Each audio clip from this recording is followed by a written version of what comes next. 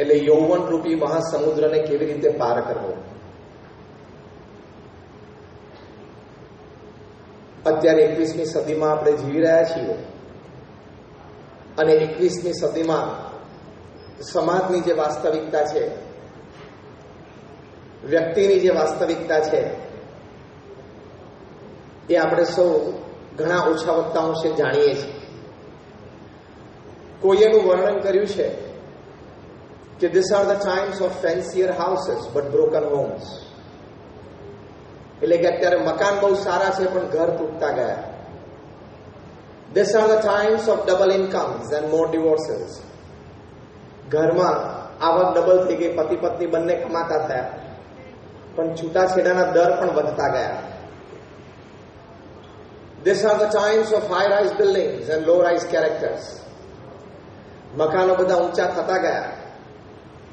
હવે તમારે અમદાવાદમાં પણ હાઈ-રાઇઝની બધી પરમિશન્સ મળવા માંડી એટલે 22-25 માળના મકાનો બનશે પણ ચારિત્ર બધા નિમ્ન થતા ગયા. These are the times of some good profits in businesses but shallow relationships. કે અત્યારે એવો સમય છે કે ઘણા બધા વેપાર ધંધામાં ઘણા બધા લાભ છે પણ સંબંધો એ બહુ છીછરા થતા ગયા. લાભ દેખાય, સ્વાર્થ હોય તો ત્યાં સંબંધ રાખવાનો, સ્વાર્થ પૂરો થઈ જાય, લાભ ન દેખાય તો સંબંધ પૂરો કરી દેવાનો. એ વાસ્તવિકતા અત્યારે 21મી સદીમાં આપણને જણાય છે. એટલે કહે છે કે these are the times of some profits, some good profits in businesses but shallow relationships. પછી આગળ વાત કહે છે કે these are the times of broader highways and narrower viewpoints. કે હાઈવે બધા બહુ પહોળા થતા ગયા. હમણાં થોડા મહિના પહેલા આપણા પ્રધાનમંત્રી શ્રીએ દિલ્હી મેરઠ 16 લેન હાઈવે શરૂ કર્યો. એટલે હાઈવે બધા પહોળા થતા ગયા અને આપણા દ્રષ્ટિકોણ ખૂબ સંકોચિત થતા ગયા. These are the times where man has gone all the way to the moon and has come back. But he finds it difficult to cross the road and meet the new neighbor. એ માણસ ગુરુત્વાકર્ષણની પાર જઈને ચંદ્ર પર જઈને પાછો આવ્યો પણ નવા પડોશીને પરિચય કેળવવો, કંઈક એના પ્રત્યે મિત્રતા શરૂ કરવી એ થઈ શકતું નથી. મુંબઈ જેવું મોટું શહેર હોય, દિલ્હી જેવું મોટું શહેર હોય કે જ્યાં 40, 45 અને 50 માળના રેસિડેન્શિયલ ટાવર્સ હોય ત્યાં તો વળી 6 મહિના સુધી લિફ્ટમાં કોઈ ભેગો ફરે ત્યારે ખબર પડે કે કદાચ આપણા ફ્લેટમાં રહેવા આવ્યો લાગે છે. એ તો આટલો બધો ભેગો હોય નહીં, એ 6 મહિને ખબર પડે. These are the times where man has broken the atom and he has produced tremendous amount of energy. But it is difficult to break a prejudice.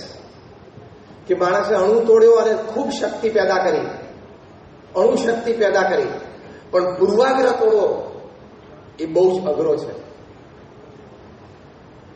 એટલે the list is very long describing the state of affairs of the 21st century society and man. But in short they say, ટૂંકમાં વાત લખે છે કે these are the times where we have much to show in the show window and nothing in the stock room. એટલે કે દેખાડવા માટે આપણી પાસે ઘણી બધી વાતો છે પણ હૃદયમાં શુદ્ધ ભાવના, મનમાં પવિત્ર વિચાર, દરેક પ્રત્યે સદભાવ, સદાચરણ એ ખૂબ ઓછું થતું જણાય છે. આ એક વાસ્તવિકતા છે, આ એક હકીકત છે જે આપણે સૌ વાંચીએ છીએ, જાણીએ છીએ, સમજીએ છીએ અને અનુભવ પણ કરીએ છીએ. આવી જ્યારે વાસ્તવિકતામાં આપણે જીવીએ છીએ ત્યારે આપણે આપણું 70-80 વર્ષનું જીવન જે આપણે યુવાન થયા ત્યારે સમજતા થયા એ આપણે ખૂબ સુંદર જીવવું છે, પ્રગતિશીલ અને સફળતાપૂર્વક જીવવું છે, આપણે સંતોષે યુક્ત જીવવું છે કે જીવનના અંતે you can put your hand on your chest અને આપણે બોલી શકીએ કે yes I live my life, હું મારું જીવન જીવ્યો. તો આવા સંજોગો અને પરિસ્થિતિમાં આવું એક જીવન જીવવું એમાંનો એક કઠિન કાળ આ યૌવન અવસ્થા છે. એટલે ભગવાન સ્વામિનારાયણ એને મહાસમુદ્ર સાથે સરખાવ્યા કે એ જો સારી રીતે તરી શકીએ, એ જો સારી રીતે પાર પાડીએ તો સુંદર, સફળતાપૂર્વક, સંતોષયુક્ત જીવન આપણે જીવી શકીએ. એની માટેના અમુક ચોક્કસ પ્રકારના વિચારો છે, એની માટે અમુક ચોક્કસ પ્રકારની ભાવનાઓ છે, એની માટે અમુક ચોક્કસ પ્રકારના વર્તનો છે. એ આપણે જીવનમાં અપનાવવા જોઈએ, દ્રઢ કરવા જોઈએ અને આત્મસાત પણ કરવા જોઈએ. એમાં પહેલી મોટી વાત છે પરસિવરન્સ, એનર્જી. કઠોર પરિશ્રમ એનો કોઈ વિકલ્પ નથી. યૌવન રૂપી મહાસમુદ્ર જો તરવો હોય તો પહેલી મોટી આદત જીવનમાં રાખવી કે હંમેશા પ્રચંડ પુરુષાર્થ આપણા ક્ષેત્રમાં આપણે કરવો. કારણ કે work is success, work bring satisfaction. તમે પ્રચંડ પુરુષાર્થ કરો સારા એકેડેમિક ક્વોલિફિકેશન સાથે, નીતિમત્તા અને પ્રામાણિકતાની સાથે, સદગુણે યુક્ત, તેમાં જીવનની બહુ જ મોટી પ્રગતિ, પ્રોગ્રેસ અને ઘણી બધી પ્રોગ્રેસ ભેગી થાય, ઇટ બીકમ્સ સક્સેસ. જીવનમાં સફળતા પ્રાપ્ત થાય. અંગ્રેજીમાં એક કહેવત છે કે the heights attained by great personalities were not achieved by sudden flight, but they, while their companions slept, were toiling upwards at night. તમે હિમાલયમાં એવરેસ્ટ ઉપર હેલિકોપ્ટરથી ઉતરેલો ઝંડો રોકો તો તમારો ફોટોગ્રાફ ટાઈમ્સ ઓફ ઇન્ડિયામાં પહેલા પાને ના છપાય. ક્યારે છપાય? જ્યારે તમે બેઝ કેમ્પમાંથી, ફૂટહિલ્સમાંથી ઉપર ચડો, પુરુષાર્થ કરીને ઉપર ચડો, ત્યારે થાય. એટલે પુરુષાર્થની કિંમત છે. there is joy in work. પુરુષાર્થમાં આનંદ પણ ખૂબ રહેલો છે અને મનુષ્ય દેહનું એક કર્તવ્ય પણ છે, મનુષ્ય શરીરની એ શોભા પણ છે. It is a well life live with good dignity. એટલે પ્રથમ આ મોટી આદત યૌવન રૂપી મહાસમુદ્ર તરવા માટે નૈતિક પ્રામાણિક પુરુષાર્થ રાખો. અને એવા પુરુષાર્થ, તમે ઘણા બધા વિદ્યાર્થીઓ છો, એવો પુરુષાર્થ તમે કરશો તો તમને ચોક્કસ જીવનમાં આનંદ અને સફળતા પ્રાપ્ત થશે. દુનિયાના ધનાઢ્ય વ્યક્તિઓમાંના પણ શ્રેષ્ઠ એવા માઇક્રોસોફ્ટના ચેરમેન એમેરિટસ બિલ ગેટ્સ, એ બિલ ગેટ્સે એમનું પુસ્તક લખ્યું છે, એમનું જીવન ચરિત્ર લખ્યું છે, business at the speed of thought. વિચારની ગતિએ વેપાર કેવી રીતે કરવો. દરેક યુવાને આ પુસ્તક વાંચવું જોઈએ. એમાં એમણે લખ્યું છે, the secret of my success is the culmination of 3 things. First, determination. Second, intense hard work. And third, acceptance of the ideas of others. આ 3 વાતથી મેં મારા જીવનમાં પૂર્ણ સફળતા પ્રાપ્ત કરી. મહાન સંગીતકાર હતા બેથોવન.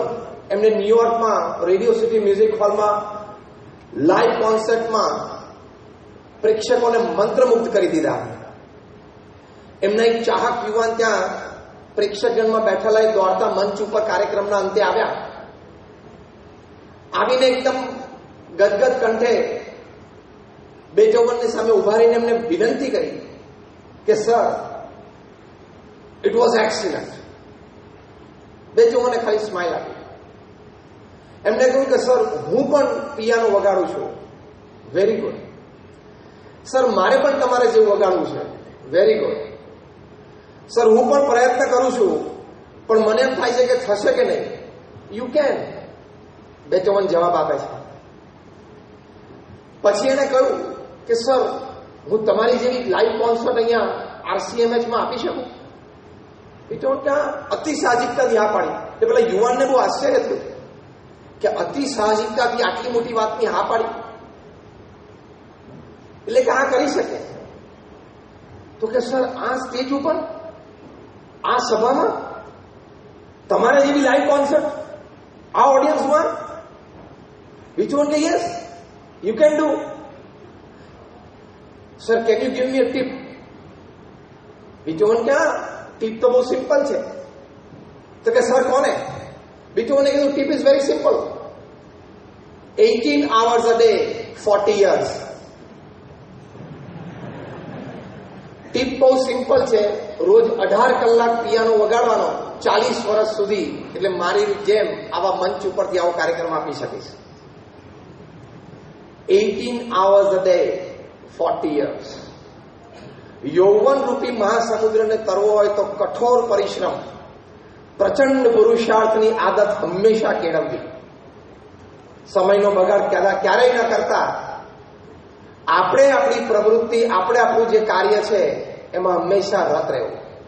સચિન તેંડુલકરને જ્યારે 20 વર્ષ ઇન્ટરનેશનલ ક્રિકેટના પૂરા થયા ત્યારે મુંબઈ ટાઈમ્સ ઓફ ઇન્ડિયા એમની સ્પેશિયલ સપ્લિમેન્ટ તૈયાર કરેલી. 4 પેજની આ સપ્લિમેન્ટમાં TOIના ઇન્ટરવ્યુઅરે સચિનને પૂછ્યું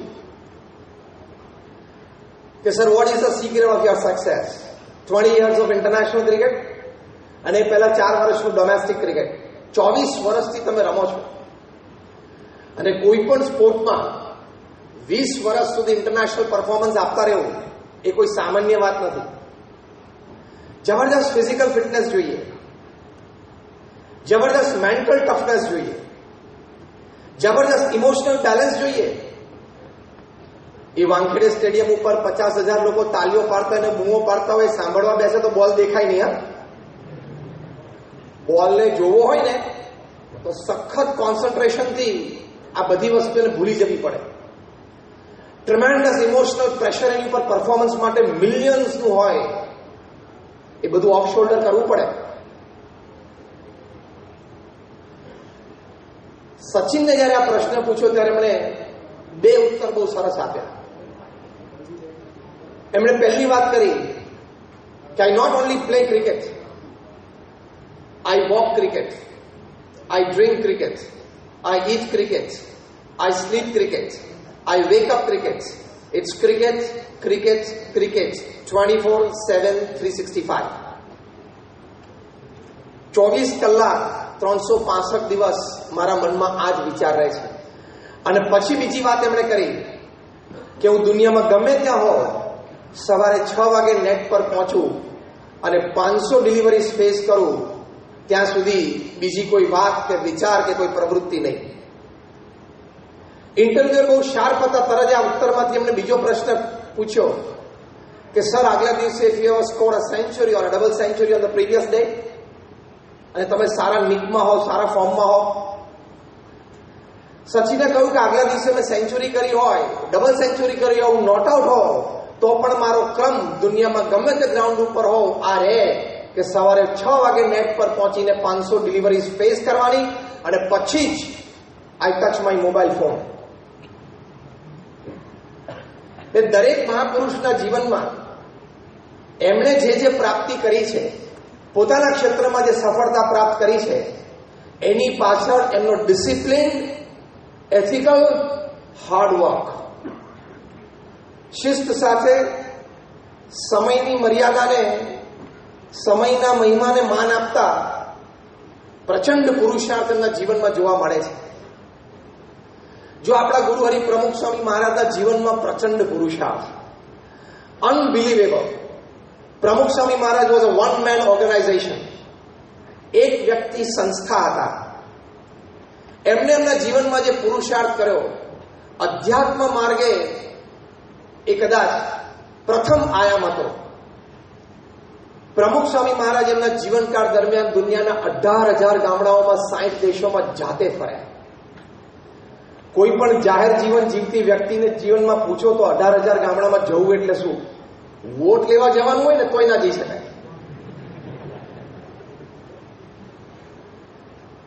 સાથે સાથે એમના જીવનકાળ દરમિયાન એમને 7.5 લાખ પત્રો વાંચ્યા અને ઉત્તર આપ્યો. આ પત્રોમાં ફક્ત આશીર્વાદ નહોતા, લોકોને જીવનમાં વ્યક્તિગત ધોરણે, પારિવારિક ધોરણે, સામાજિક વ્યવસાયિક ધોરણે કંઈ પ્રશ્ન હોય જે મૂંઝવતા હોય, કોઈ નિર્ણય પર ના આવી શકતા હોય, એવા પત્રો લખે. પ્રમુખ સ્વામી મહારાજે એના સ્પષ્ટ સચોટ ઉત્તર, સ્પષ્ટ હા અને ના કરવાની આ બહુ જ મોટી જવાબદારી થાય. તો ગુરુપદે આવ્યા પછી 45 વર્ષ સુધી પ્રમુખ સ્વામી મહારાજે રોજના 70 પત્રોનો ઉત્તર આપ્યો. For 45 years without a Sunday. એક દિવસ બીમાર પડે તો બીજે દિવસે 125 પત્ર થઈ જાય, બીજે દિવસ અટેન્ડ ના કરે તો ત્રીજે દિવસે 250 થઈ જાય. પણ એમણે એ કાર્ય કર્યું. સાથે સાથે 3.5 લાખ ઘર, ફેક્ટરી, ઓફિસ કે શોપમાં એણે પધરામણી કરી. કેટલું જબરજસ્ત પ્રચંડ પુરુષાર્થ કહેવાય. સમાજના ઉત્કર્ષ માટે નિસ્વાર્થ ભાવે. અમારા જેવા 1100 સંતોને એમણે દીક્ષા આપી. 55,000થી વધારે વોલેન્ટિયર ફોર્સ ઉભો કર્યો. લાખો હરિભક્તો નિષ્ઠાવાન સમર્પિત તૈયાર કર્યા. 20 લાખથી વધારે લોકોને વ્યક્તિગત મળીને એમના જીવનમાં નાના મોટા પ્રશ્નોનું સમાધાન કરી આપ્યું. એમના જીવનમાં નૈતિકતા અને આધ્યાત્મિકતા સિંચી. આ પ્રચંડ પુરુષાર્થ કહેવાય.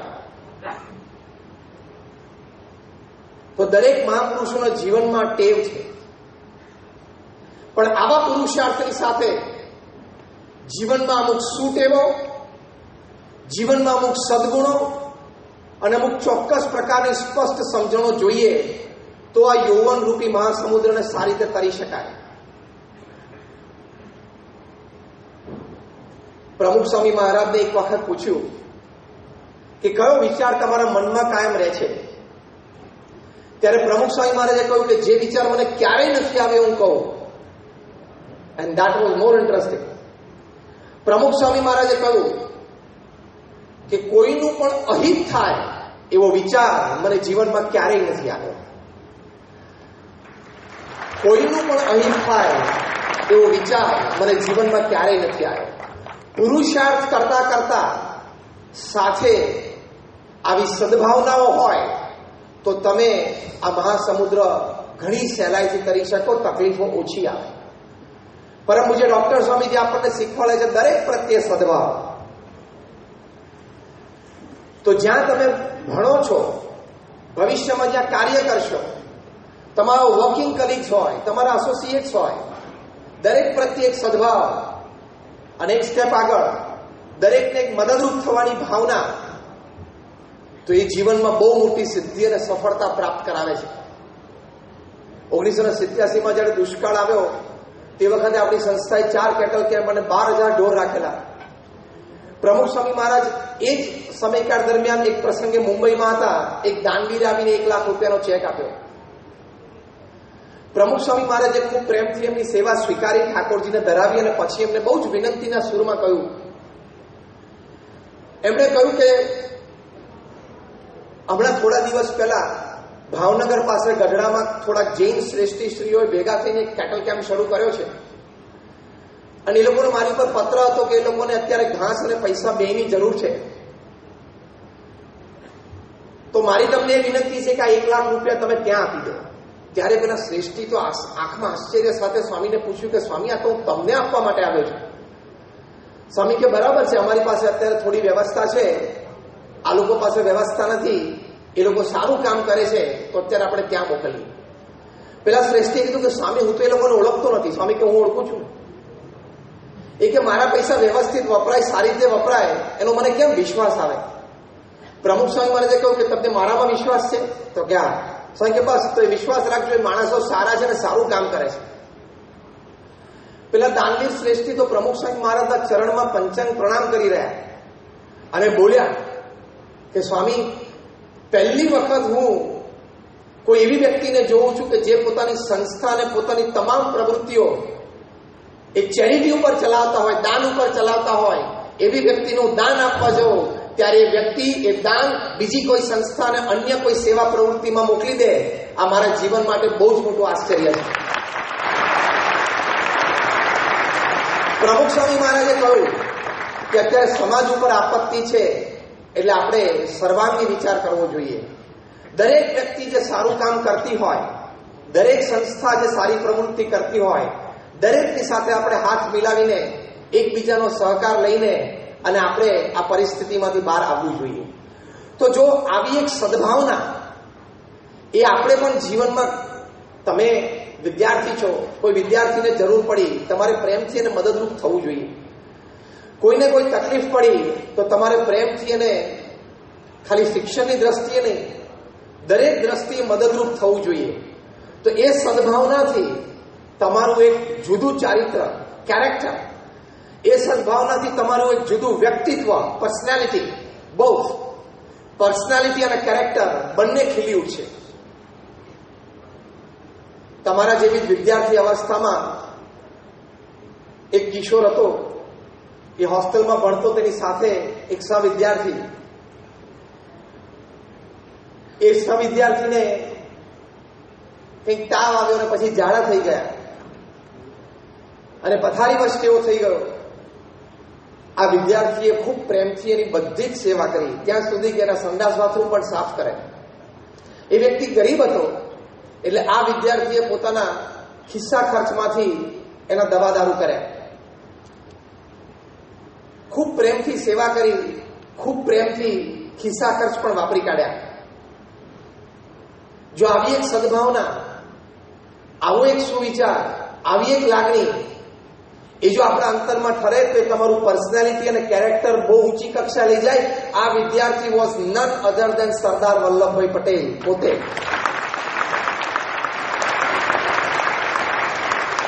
એટલે પુરુષાર્થની સાથે આવી ભાવનાઓ એ હંમેશા રાખવી.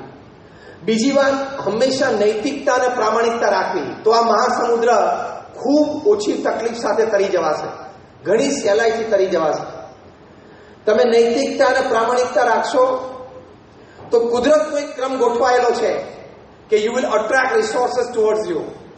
People, money, talent, intelligence, experience, all resources તમારી તરફ આવશે જો તમે પૂર્ણ નૈતિકતા અને પ્રામાણિકતા રાખો જીવનમાં. તો આપણે આપણા ગુરુહરિ પ્રમુખ સ્વામી મહારાજમાં જોયું છે, એમની દરેક ક્રિયા અને દરેક કાર્યમાં પૂર્ણ નૈતિકતા, પૂર્ણ પ્રામાણિકતા હતી.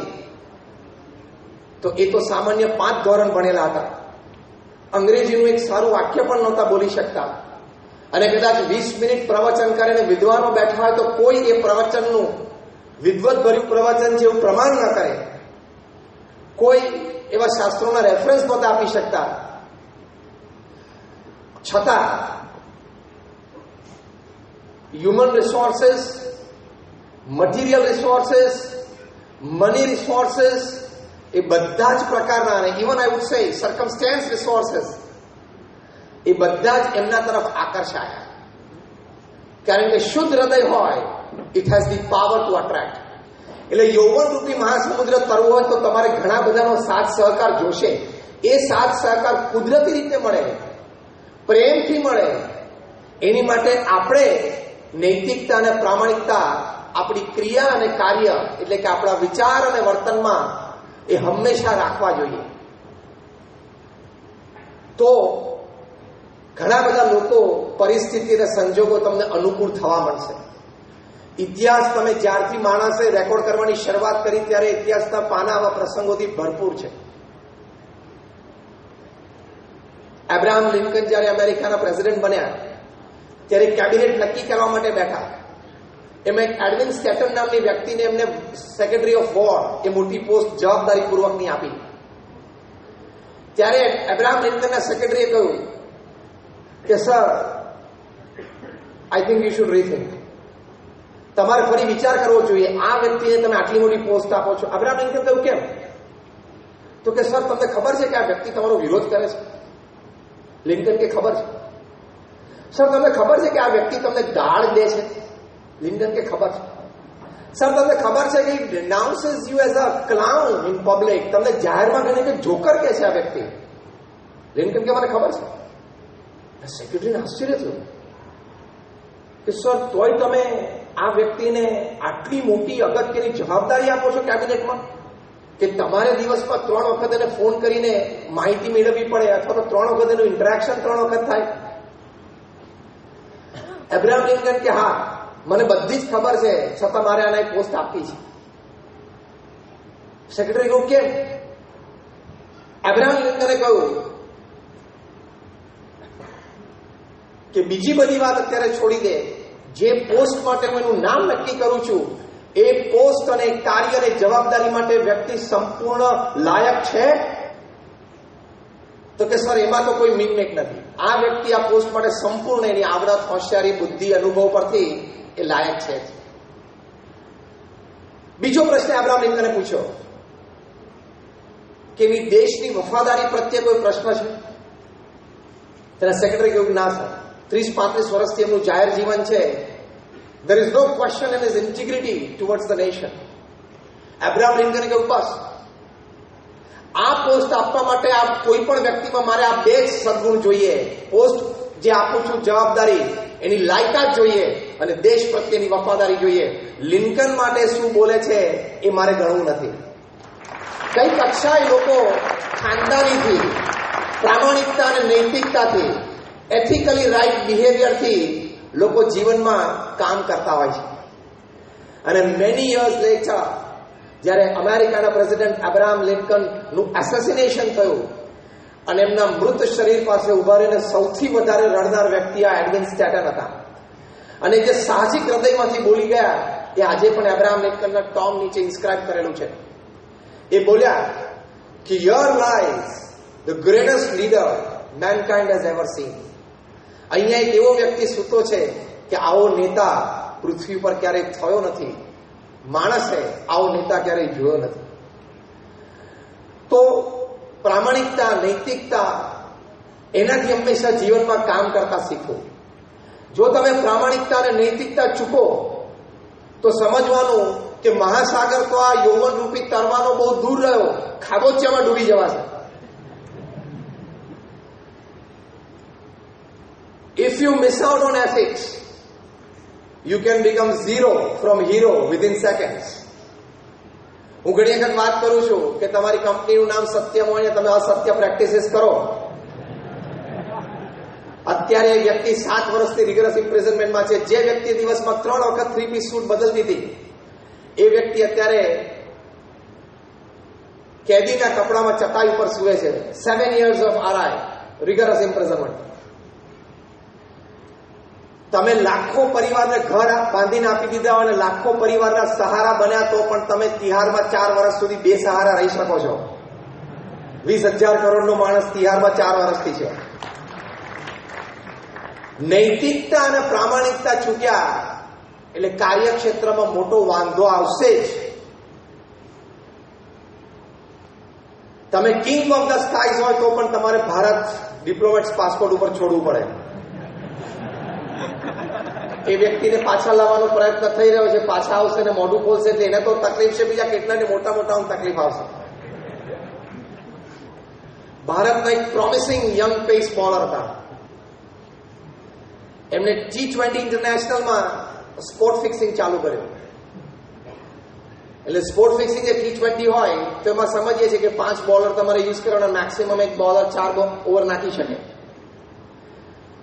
એટલે આમણે બુકી સાથે એવું સેટિંગ કર્યું કે હું સેકન્ડ સ્પેલમાં આવું. He was a spear head attack, એટલે ઓપનિંગ અટેક હતો ઇન્ડિયાનો. કે હું સેકન્ડ સ્પેલમાં આવું. કોઈ પણ કેપ્ટન પહેલી અને ત્રીજી ઓવર નખાવે, પછી 2 ઓવર પાછળ નખાવે. ગેમની સિચ્યુએશન પ્રમાણે 17, 19, 18, 20 કરે. સેકન્ડ સ્પેલમાં હું આવું અને મારો હેન્કરચીફ અડધો બહાર રાખું ત્યારે તમારે સમજી જવાનું કે આ ઓવરમાં હું 20 રન આપીશ. અમે પેસ બોલર્સ બધા બાઉન્ડ્રી લાઈન ઉપર ફિલ્ડિંગ કરતા હોય, જ્યારે સેકન્ડ સ્પેલમાં 17મી કે 18મી ઓવરમાં કેપ્ટન ઇશારો કરે એટલે ત્યાંથી એ ખિસ્સામાંથી એનો હેન્કરચીફ બહાર કાઢીને મોઢું લૂછે, માથું લૂછે અને પાછો અંદર મૂકતી વખતે અડધો બાર લપડાવી રાખે. એટલે સિગ્નલ જાય મૂકીને કે આ ઓવરમાં હું 20 રન આપીશ. અને ધીમે ધીમે ચાલતા ચાલતા 2-3 વખત રનઅપ ચેક કરી ઇનફ ટાઈમ આપવો પડે ને આ લોકોને. મોબાઈલ અને સેટેલાઇટ ફોન ઉપર આમ બેટ્સ બધી લાગેલી હોય કે આપણે શરત મારવી છે એટલું નક્કી હોય. શું કરશું એ ચાલુ ગેમે નક્કી કરશું એવું બુકી હોય સેટ કર્યું હોય. અને પછી બુકી પેવેલિયનમાંથી ફોન કરે અથવા ટીવી સેટ્સ ઉપર જોતા હોય ફોન કરે કે બોલ આ ઓવરમાં બેટ્સમેન 20 રન કરે, ચલ શરત. એટલે આ તો એક નવી વાત લાગે ને. 17મી 18મી ઓવરમાં 20 રન કરશે, એટલે કદાચ જો સામેવાળા એમ કે ના કરે તો પછી મોટી બેટ લાગી જાય. અને પછી આમ સામાન્ય પેવેલિયનમાં જોતા જોતા એ તરફ જોવે, ત્યાંથી નાનું એક રેડ કાર્ડ ઊંચું થાય એટલે ખબર પડે કે ના સ્ટાર્ટ બોલિંગ સેટ થઈ ગયું છે. એટલે પછી ઓવર પિચ ડિલિવરીઝ પડે, કવર બાઉન્ડ્રી હટાવે, કવર ડ્રાઈવ મરાવે, ડીપ ફાઇન લેગ હટાવે, શોર્ટ પિચ ડિલિવરી આપે, હુક જાય. એટલે બધાને એમ થયું કે આ ફિલ્ડિંગ ખસે છે બાજુ ચોક્કા કેમ વાગે? જે બાજુ ફિલ્ડિંગ ખસે એ બાજુ ચોક્કા કેમ વાગે છે? અને થોડું એનું એનાલિસિસ થયું. અને જો 5મો બોલ પૂરો થાય અને 20 રન ના થયા હોય તો 6થો બોલ નો બોલ પડે, વાઇડ પડે. 6થા બોલમાં જો બેટ્સમેન રન ના કરે 20મો, તો 7મો બોલ પણ વાઇડ અને નો બોલ પડે. T20માં 6 અને 7 બોલ્સ 7 ડિલિવરીઝની ઓવર બહુ મોંઘી પડી જાય, પણ 20 રન કરાવવાના જ હોય. કારણ કે આ વ્યક્તિને એક બોલ નાખવાના 15 લાખ રૂપિયા મળતા હતા. આ બધું ન્યૂઝપેપર રિપોર્ટ્સ, સીબીઆઈ ઇન્ક્વાયરી અને કોર્ટ રિપોર્ટ્સ પ્રમાણેની વાત છે. એટલે 6 બોલની ઓવર નાખે 15 ગુણ્યા 6 90 લાખ રૂપિયા. અને કદાચ એક જ બોલ એક્સ્ટ્રા નાખવો પડે 1 કરોડ રૂપિયા. 6-7 બોલ નાખવાના 18 મિનિટ અને 1 કરોડ રૂપિયા. તમે એન્જિનિયરને MBA થઈને શું 10 વર્ષથી દોડવાના?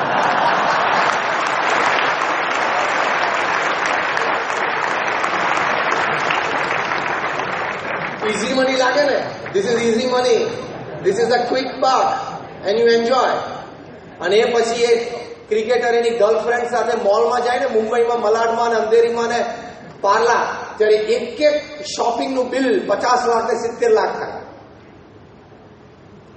મુંબઈ પોલીસને આ વાતની જાણ થઈ કે જે બેકટ્રેક અને ફોન કોલ્સ રેકોર્ડ થયા. અને ફોન કોલ્સ રેકોર્ડિંગમાંથી ખબર પડી કે આ ભાઈ તો સ્પોટ ફિક્સિંગ કરે છે. તરત ચાલુ ગેમ એમને ઉપાડી લીધા, દિલ્હી લઈ ગયા, તિહારમાં મૂકી દીધા.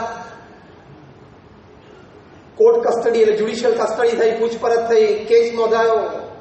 એમને પાછા કેરેલા મોકલી દેવામાં આવ્યા અને કહ્યું કે કાર્યવાહી ચાલે છે. અને કાર્યવાહીની અંતે board of control of cricket in India BCCI એમને ચુકાદો આપી દીધો કે તમારે જિંદગીભર કોઈ દિવસ ક્રિકેટના મેદાનમાં આવીને બોલ હાથમાં પકડવાનો નહીં, શાંતિથી ઘરે બેસી માળા ફેરવો. પછી તો કેરેલામાં એક મોટી પોલિટિકલ પાર્ટી એમને ટિકિટ આપી પણ ચૂંટાયા નહીં. હવે અત્યારે બોડી બિલ્ડિંગ કરીને સ્ટાર બનવાનો પ્રયત્ન કરે છે. પણ જો કહેવાની વાત એ છે કે whoever you are, wherever you are, whatever you are, you can't play with disciplines, norms and ethics.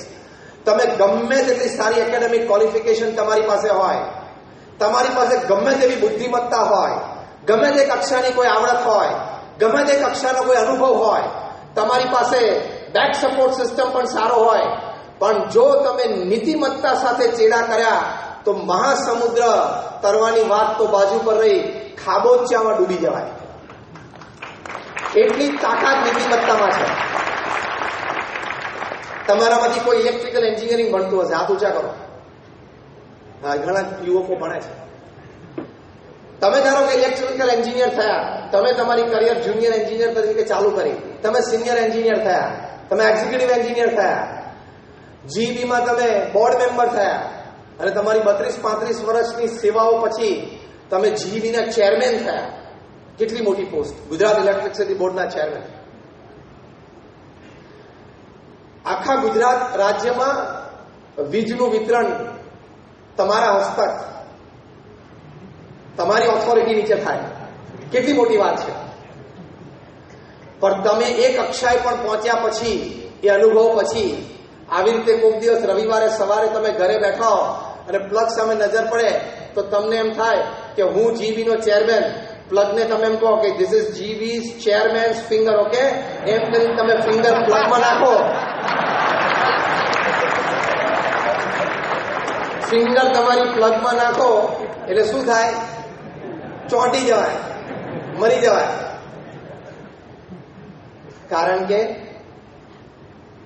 હવે બરોબર સાંભળજો, electricity doesn't know post, position and power. Electricity તમારી સત્તા અને તમારું કદ એને નથી ઓળખતી. એમ ethics at your work place, disciplines and norms, નીતિમત્તા, પ્રામાણિકતા એ તમારા કદ, તમારી સત્તા અને તમારી પ્રતિષ્ઠા, પોસ્ટ, પોઝિશન એન્ડ પાવરને નથી ઓળખતા. ઇલેક્ટ્રિસિટી જેમ મારી નાખે એમ એ પણ મારી નાખે. એટલે ગમે તેવી તમારી આવડત, હોશિયારી હોય, ગમે તેટલું ભણતર અને અનુભવ હોય, નીતિમત્તા સાથે ચેડા કરશો તો ખાબોચિયામાં ડૂબાશે. અને જો નીતિમત્તા હશે, પ્રામાણિકતા હશે, if you are wedded to ethics, તમે એથિક્સ સાથે લગ્ન કર્યા છે ને, તો તમારી આવડત, હોશિયારી, બુદ્ધિમત્તા ઓછી હશે ને, તોય આ મહાસમુદ્ર તમે ઇઝીલી તરી જશો. એટલી તાકાત ethical thinking, ethical behavior and ethical expressions માં છે. પ્રમુખ સ્વામી મહારાજે આટલું મોટું કાર્ય પૃથ્વી ઉપર કર્યું. એ ક્યારેય એમને નીતિમત્તા, પ્રામાણિકતા એ ક્યારેય છોડ્યા નહીં. એના લીધે એમનું વ્યક્તિત્વ અને એમનું ચારિત્ર, પોતે તો ભગવાનનું સ્વરૂપ છે, પણ જ્યારે એમના જીવનમાંથી આપણે થોડીક વાતો વધારે શીખવી છે ત્યારે આ દ્રષ્ટિ આપણે મૂલવીએ છીએ કે આના લીધે એમનું વ્યક્તિત્વ અને ચારિત્ર ખીલી ઉઠ્યું. ક્યાં સુધી કે જ્યારે 2000ની સાલમાં માયામીમાં અમેરિકાના રનિંગ પ્રેસિડેન્ટ બિલ ક્લિન્ટન મળ્યા, એની સેકન્ડ પ્રેસિડેન્સી માટે કેમ્પેઇનમાં નીકળેલા. 22 મિનિટની આ મુલાકાત, બિલ ક્લિન્ટન ગુજરાતી સમજે નહીં અને પ્રમુખ સ્વામી મહારાજ અંગ્રેજી સમજે નહીં, વચ્ચે દુભાષીય સંત એ અમૃતનંદન સ્વામી આ વાત સમજાવે. હવે 22 મિનિટની આ મુલાકાત, એમાં એકચ્યુઅલ કોન્વર્સેશન તો 8 જ મિનિટનું ગણવાનું, કારણ કે 2 ચાલતું હોય. 22 મિનિટની મુલાકાત પછી બિલ ક્લિન્ટન મુલાકાત કક્ષની બહાર આવીને સંતોને વાત કરી કે I haven't seen such expressive eyes full of integrity in my life. આટલી પ્રભાવશાળી આંખો અને એ આંખોમાં પ્રામાણિકતા, નૈતિકતા, અંગ્રેજીમાં શબ્દ બહુ સરસ છે, ઇન્ટિગ્રિટી. એટલે કે તમે પ્રામાણિકતા રાખી છે, નૈતિકતા રાખી છે, બધાને સાથે લઈને ચાલ્યા છો, દરેકની પ્રગતિ થાય એવી ભાવના રાખી છે, દરેકને મદદરૂપ થયા છો, હું નહીં આપણે એવી ભાવના રાખી છે. આ બધી વાતો ભેગી થાય એટલે અંગ્રેજીમાં એક શબ્દ બને, that is called integrity. Bill Clinton પ્રમુખ સ્વામી મહારાજની આંખોમાં ઇન્ટિગ્રિટી જોઈને પ્રભાવિત થયા. એક તો આવડા મોટા પ્રેસિડેન્ટ, એ અમેરિકાના પ્રેસિડેન્ટ કોઈથી પ્રભાવિત થાય નહીં, કારણ કે દુનિયાના રાજા છે. જો અત્યારે રાજાની જેમ જ વર્તે છે, H1B, H4 ગમે ત્યારે ઉલાડી નાખે. ઈરાન ડીલમાં અમારે નથી રહેવું તો બિચારા આગલા બહુ મહેનત કરી હતી 10 મહિના સુધી, 1 સેકન્ડમાં પૂરું કરી નાખ્યું. કારણ કે એનો financial power, the dollar power, અત્યારે 74 લડાડી દીધો ને, 74 ઉપર ચડી ગયો. એની એક તાકાત છે, એનો મિલિટરી માઇન્ડ. અમેરિકા નક્કી કરે કે કોઈ પણ દુનિયાના દેશ સાથે પૂર્ણ યુદ્ધ ચાલુ કરવું છે, ફૂલ ફ્લેજેડ વોર, તો એના દેશમાં જઈને એના દરિયાકાંઠા ઉપરથી લડાઈ ચાલુ કરે અને જો ધારે તો દુનિયાના કોઈ પણ દેશને 48 કલાકમાં ઘૂંટણે લાવી દે. એટલી તાકાત છે એની પાસે. એના પ્રેસિડન્ટ આખું યુનો ચાલે છે અમેરિકાના ફંડિંગ ઉપર. અમેરિકા ડોલર આપવાનું બંધ કરી દે એટલે યુનાઇટેડ નેશન બંધ થઈ જાય. એના પ્રેસિડન્ટ કોનાથી ઇમ્પ્રેસ થાય? એને રોજ સવારના પોરમાં ઉઠીને દુનિયાના કેટલાય પ્રેસિડન્ટ, પ્રાઇમ મિનિસ્ટર્સ મળતા હોય. દુનિયાના દરેક પ્રધાનમંત્રી કે રાષ્ટ્રપતિને એક મનમાં ઈચ્છા હોય કે 5 વર્ષ છીએ, ફરી વખત આયા ના, એકવાર ઓવલ ઓફિસ તો જઈએ. અને અમેરિકાના પ્રેસિડન્ટ સાથે બેસીને ચા પીએ, એને ફોટોગ્રાફ પાડીએ, પછી રિટાયર થાય ત્યાં ઘરમાં એક જ ફોટો હોય. આપણે અમેરિકાના પ્રેસિડન્ટને મળેલા ઓવલ ઓફિસમાં જઈને. એ કોઈનાથી ઇમ્પ્રેસ ના થાય. એને સત્તા હોય એવું જોઈ હોય, કળાઓ પણ એવી જોઈ હોય. એ કોઈની આંખોથી ઇમ્પ્રેસ થાય?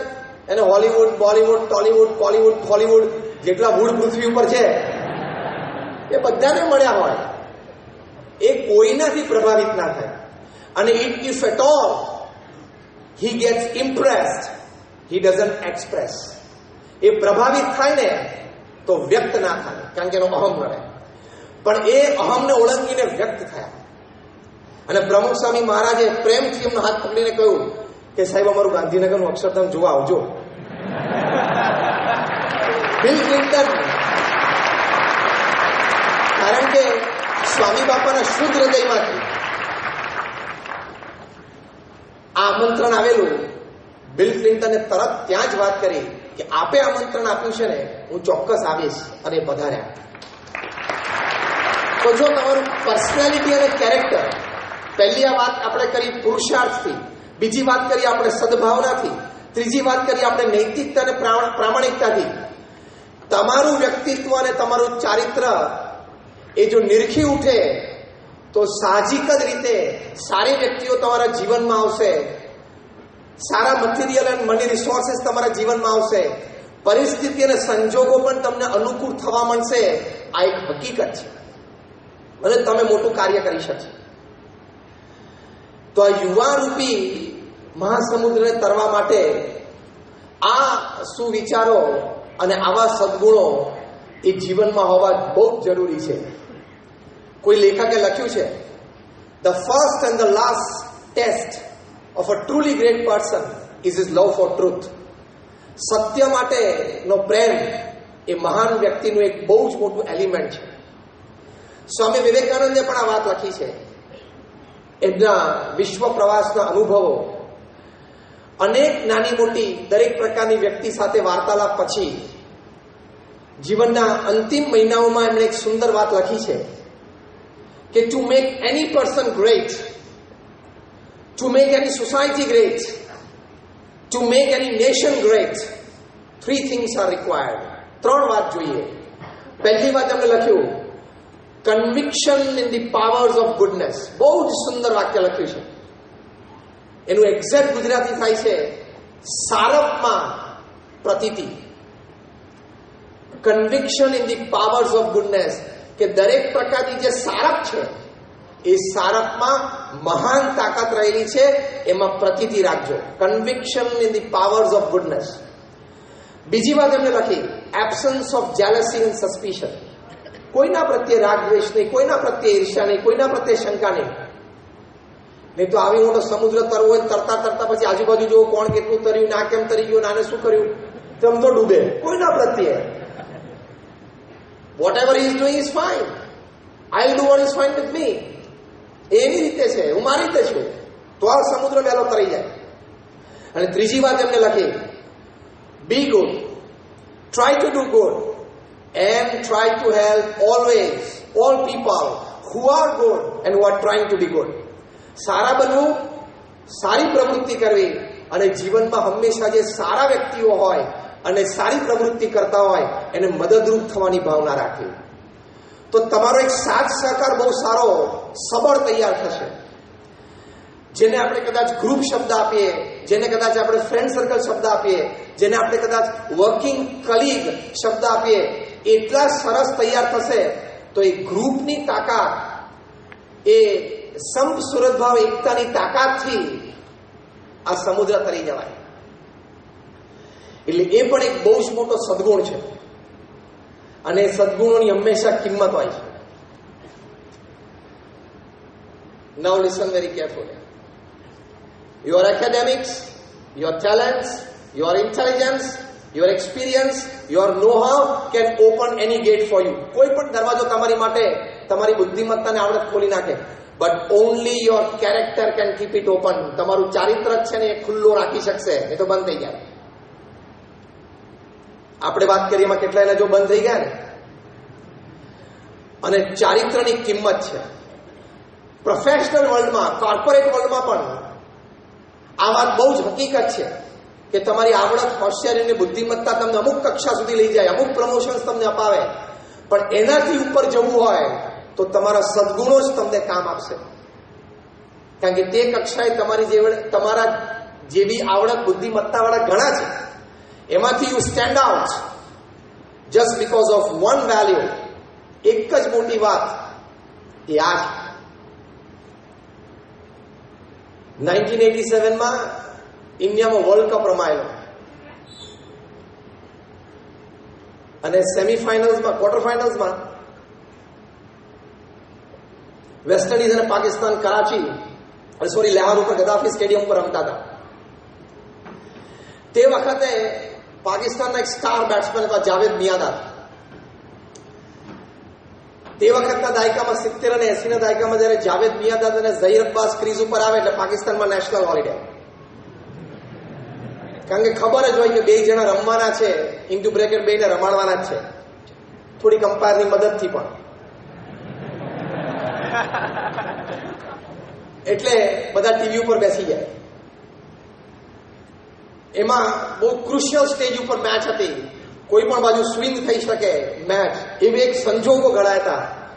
એમાં જાવેદ મિયાંદાદે આઉટસાઇડ ધી ઓફ સ્ટમ્પ એક અપીશ શોટ માર્યો કવર્સ કુદાવા માટે, પણ બોલ જરા પ્રોપર એંગલથી ઉઠ્યો નહીં, એટલે કવર્સ ઉપર ઉભેલા કટની બોલ્સ જે વેસ્ટ ઇન્ડિઝના બહુ જ મોટા પેસ બોલર હતા અને first pace bowler to cross 500 wickets in test cricket, 517 wickets છે એમણે કેચ પકડી લીધો. અમ્પાયરે આંગળી ઊંચી કરી અને જાવેદ મિયાંદાદે પણ જોયું એટલે તરત ક્રીઝની બહાર ચાલવા માંડ્યા. અને જાવેદ મિયાંદાદની વિકેટ પડી એટલે બધાને પ્રતીતિ આવી ગઈ કે હવે વેસ્ટ ઇન્ડિઝ જીતશે, પાકિસ્તાન હારશે, કારણ કે ઓલરેડી 6-7 વિકેટ પડી ગઈ. અને પાકિસ્તાનના સ્ટેડિયમમાં સન્નાટો છવાઈ ગયો. વેસ્ટ ઇન્ડિઝના પ્લેયર્સ બધા દોડીને કટની વોલ્સ પાસે આવી ગયા. કટની વોલ્સ સામે દોડતા દોડતા અમ્પાયર પાસે ગયા અને અમ્પાયરને કહ્યું કે તમે જાવેદ મિયાંદાદને પાછો બોલાવો. અમ્પાયરે કહ્યું કેમ? તો એ પોતાની પછલી આંગળીનું ટેરવું બતાવ્યું કે આ કેચ પકડતી વખતે મારો હાથ સેજ ગ્રાઉન્ડને ટચ થઈ ગયેલો. He is not out, call him back.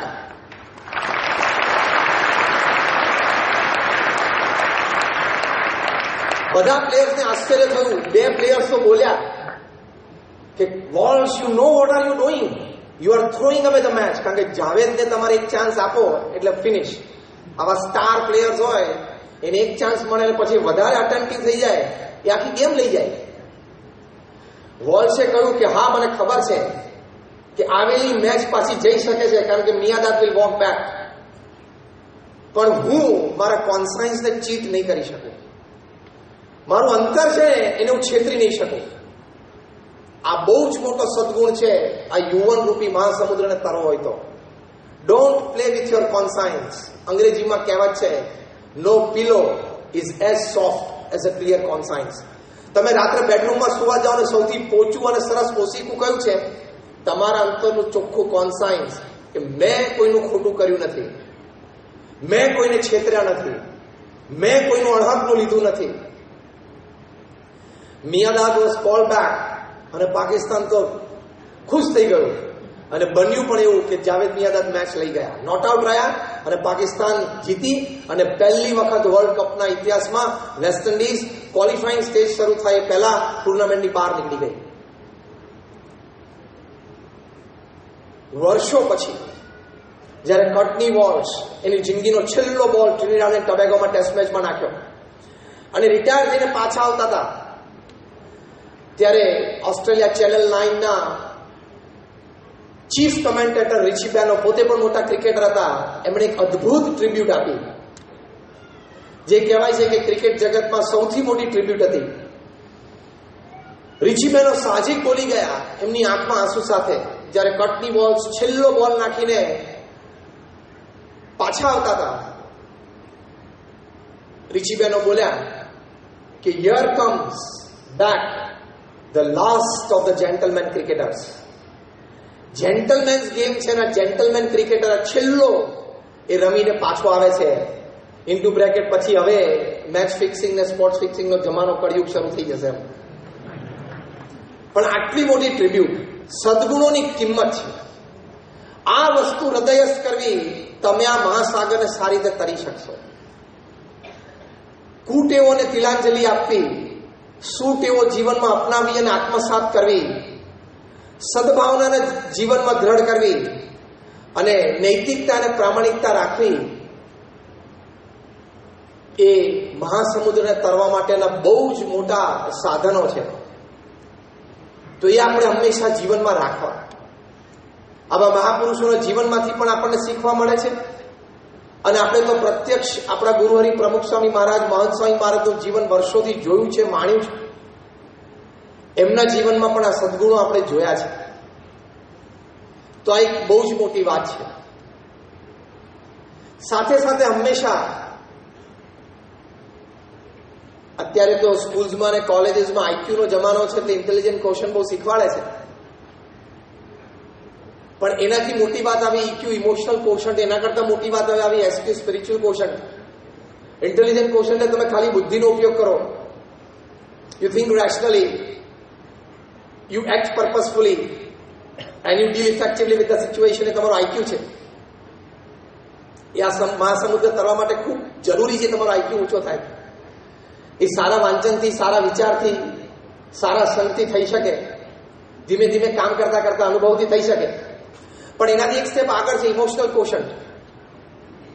બહુ સરસ પુસ્તક લખાયું, emotional quotient, why it matters more than intelligent quotient. એમાં લખ્યું કે emotional quotient is all about એમ્પેથી.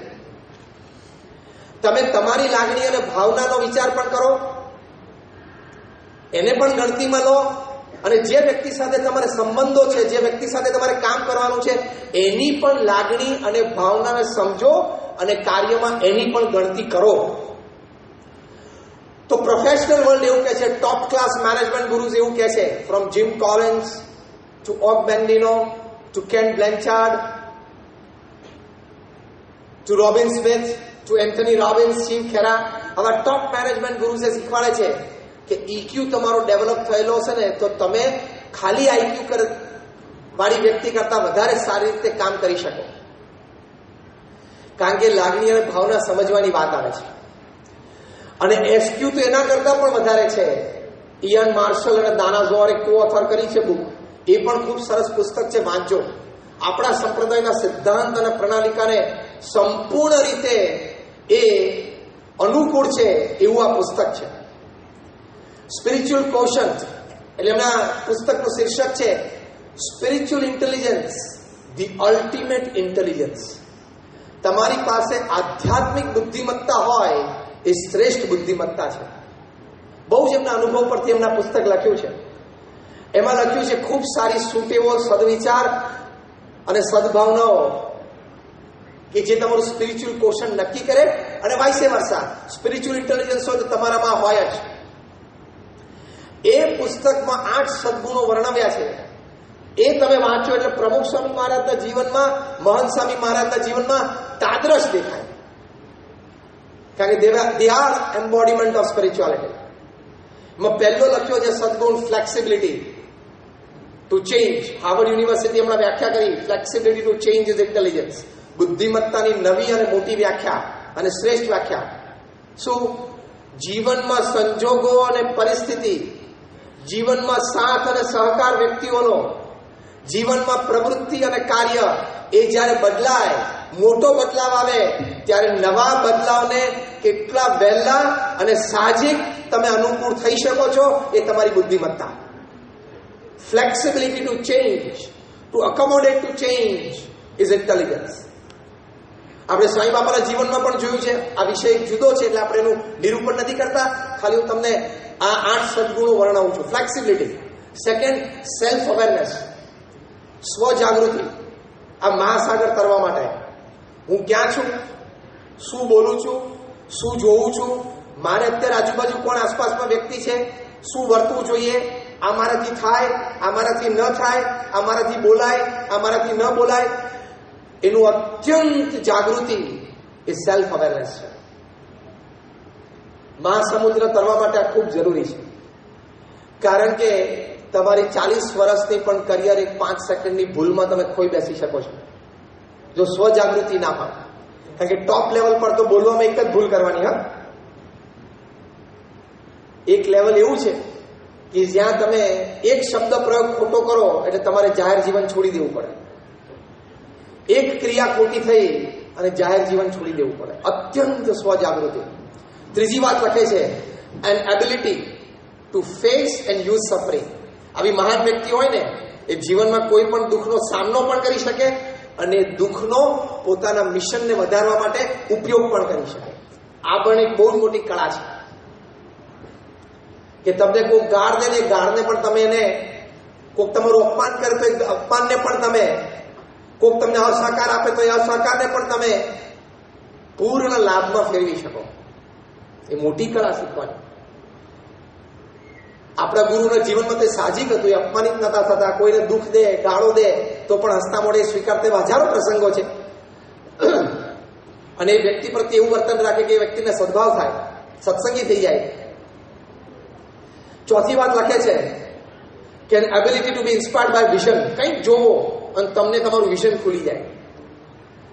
પાંચમી વાત લખે છે an ability to see connection between diverse things. જે બે વાત કે વિચાર પ્રત્યે તમને કનેક્શન જ ના દેખાતું હોય એવી વાત કે વિચાર પ્રત્યે મને કનેક્શન દેખાય. છઠ્ઠી વાત લખે છે કે an ability to cause as little harm as possible. ઓછામાં ઓછું નુકસાનનું વ્યક્તિ, પર્યાવરણ, વ્યવસ્થા, સંજોગોને કરવું. સાતમી વાત લખે છે an ability to ask and probe fundamental questions. અને આઠમી વાત લખે છે an ability to work against convention. એ તો અદ્ભુત મોટો સદગુણ છે. એટલે કે માન્યતા અને ઢાંચાઓ એની વિરુદ્ધ જઈને કામ કરી બતાવું, સામે પૂરે તરવાની તાકાત. એ મહાસમુદ્ર તમને ઓળંગી જાય. સંજોગો તો આવે, પરિસ્થિતિ તો આવે, વ્યવસ્થાઓ અનુકૂળતા કરે ન કરે, સામે પૂરે તરવાની ઈચ્છા, પ્રયત્ન, પુરુષાર્થ અને પછી સફળતા. It has power and ability to work against a convention. જે 1985ની સાલમાં ગુજરાતમાં દુકાળ હતો, વરસાદ ખેંચાયેલો, અનામત આંદોલન પૂરજોશમાં હતું, એની વચ્ચે પ્રમુખ સ્વામી મહારાજે ગુણાતીયાંશનો દ્વિશતાબ્દી મહોત્સવ ઉજવવાનું નક્કી કર્યું. તારીખો નક્કી થઈ. અહીંયા જ અમદાવાદમાં સ્વામીશ્રી હતા. ઘણા બધા શ્રેષ્ઠીશ્રીઓ સ્વામીને આપીને સલાહ આપતા. એ લોકોની દ્રષ્ટિએ કંઈ ખોટા નહોતા કે સમાજમાં અત્યારે આટલી અરાજકતા છે, વરસાદ ખેંચાયો છે, દુષ્કાળની પરિસ્થિતિ છે, કે સ્વામી તમે આ ઉત્સવ રહેવા દો, તકલીફ ઘણી પડશે અને આટલા લોકો ભેગા થશે, એમાં ઘણા અયોગ્ય પ્રસંગ પણ બની જાય. કારણ કે અનામત આંદોલનમાંથી પાછું કોમી હુલ્લડો અમદાવાદમાં શરૂ થઈ ગયેલા. પ્રમુખ સ્વામી મહારાજે કહ્યું કે અમને વિશ્વાસ છે, અમને આ ભગવાન સ્વામિનારાયણ અને ગુણાતીયન સ્વામી પ્રત્યેની મારી ભક્તિ છે. અમે દરેકના ઘરે ઘરે જઈને દરેકને સદવિચાર અને સદભાવના શીખવાડી છે. તો અમને વિશ્વાસ છે કે આ ઉત્સવ સારી રીતે ઉજવાશે. સમયે ભગવાન વરસાદ પણ મોકલશે અને આંદોલનો પણ શમી જશે અને લોકોને ભાઈચારાની ભાવના વૃદ્ધિ પામશે આ ઉત્સવમાં આવવાથી. અમને આત્મવિશ્વાસ છે 85ના ઉત્સવ એ પ્રમુખ સ્વામી મહારાજની કારકિર્દીમાં સામે પૂરે તર્યા એવો આ પ્રસંગ છે. અને જે પ્રમાણે પ્રમુખ સ્વામી મહારાજ બોલ્યા એ પ્રમાણે બધું જ થયું. તો આવા પ્રસંગે તમને તમારા કાર્ય ઉપર વિશ્વાસ હોય, તમને ભગવાન ઉપર વિશ્વાસ હોય, તો સામે પૂરે પણ તમે તરી શકો. તો આ મહાસમુદ્ર તો સહેલાઈથી તરી શકાય. એટલે an ability to work against a convention, માન્યતાઓ અને ઢાંચાઓની વિરુદ્ધ જઈને પણ કામ કરી બતાવો. પ્રમુખ સ્વામી મહારાજને સોમપુરાએ કીધું કે સ્વામી અક્ષરધામનો જે સ્કેલ છે દિલ્હીમાં 35 વર્ષ થાય. સ્વામી કે 5 જ વર્ષમાં પૂરું કરવું છે. કે સ્વામી એટલા કારીગરો જ નથી. સ્વામી કે અમે કારીગરો ઊભા કરશું. અને 1,500-2,500 કારીગરો ભેગા થઈને એમના ભત્રીજા, ભાણિયા, કાકા એ લોકોને કામ કારીગરી નહોતું મળતું એટલે ક્યાંક દુકાન ખોલીને બેઠા તે બધાને બોલાવ્યા, ભેગા કર્યા, 3-6 મહિના ટ્રેનિંગ આપી, 6-7 હજાર કારીગરોનો ફોર્સ ઉભો કર્યો. અને એમણે જે નિર્ણય કર્યો એ નિર્ણય પ્રમાણે એમને સોમપુરાના કહેવા પ્રમાણે જે 35 વર્ષે કામ થાય એ પ્રમુખ સ્વામીએ 5 વર્ષમાં પૂરું કરી બતાવ્યું.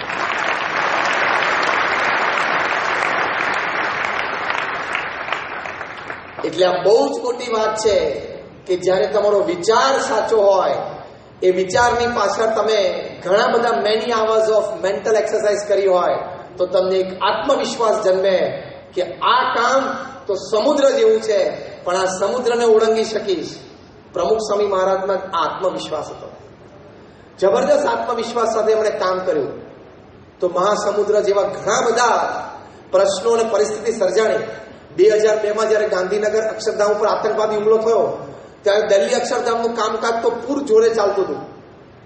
બીજો કોઈ વ્યક્તિ હોય ને તો એની છાતી બેસી જાય કે ત્યાં ઉત્તરમાંથી ઠેઠ આતંકવાદીઓ ગાંધીનગર સુધી આવી ગયા, તો દિલ્હી તો રસ્તામાં છે, ગમે ત્યારે આવી જાય. પ્રમુખ સ્વામી મહારાજે બેવડે દોરે કામ ચાલુ રાખ્યું. સ્વામી કે નક્કી કર્યું છે એટલે કરવાનું છે. જે એમના ગુરુ શાસ્ત્રીજી મહારાજ પાસેથી શીખેલા કે કોઈ પણ કાર્યના આરંભ પહેલા 100 વાર વિચાર કરવો. 100 વાર વિચાર કરીને એકવાર નિર્ણય કરીએ કે આ કામ કરવું છે, પછી 100 વિઘ્ન આવે ને તો પણ ઊભું નહીં રહેવાનું, તો આ મહાસમુદ્ર તરી કહેવાય. આ સિદ્ધાંત છે.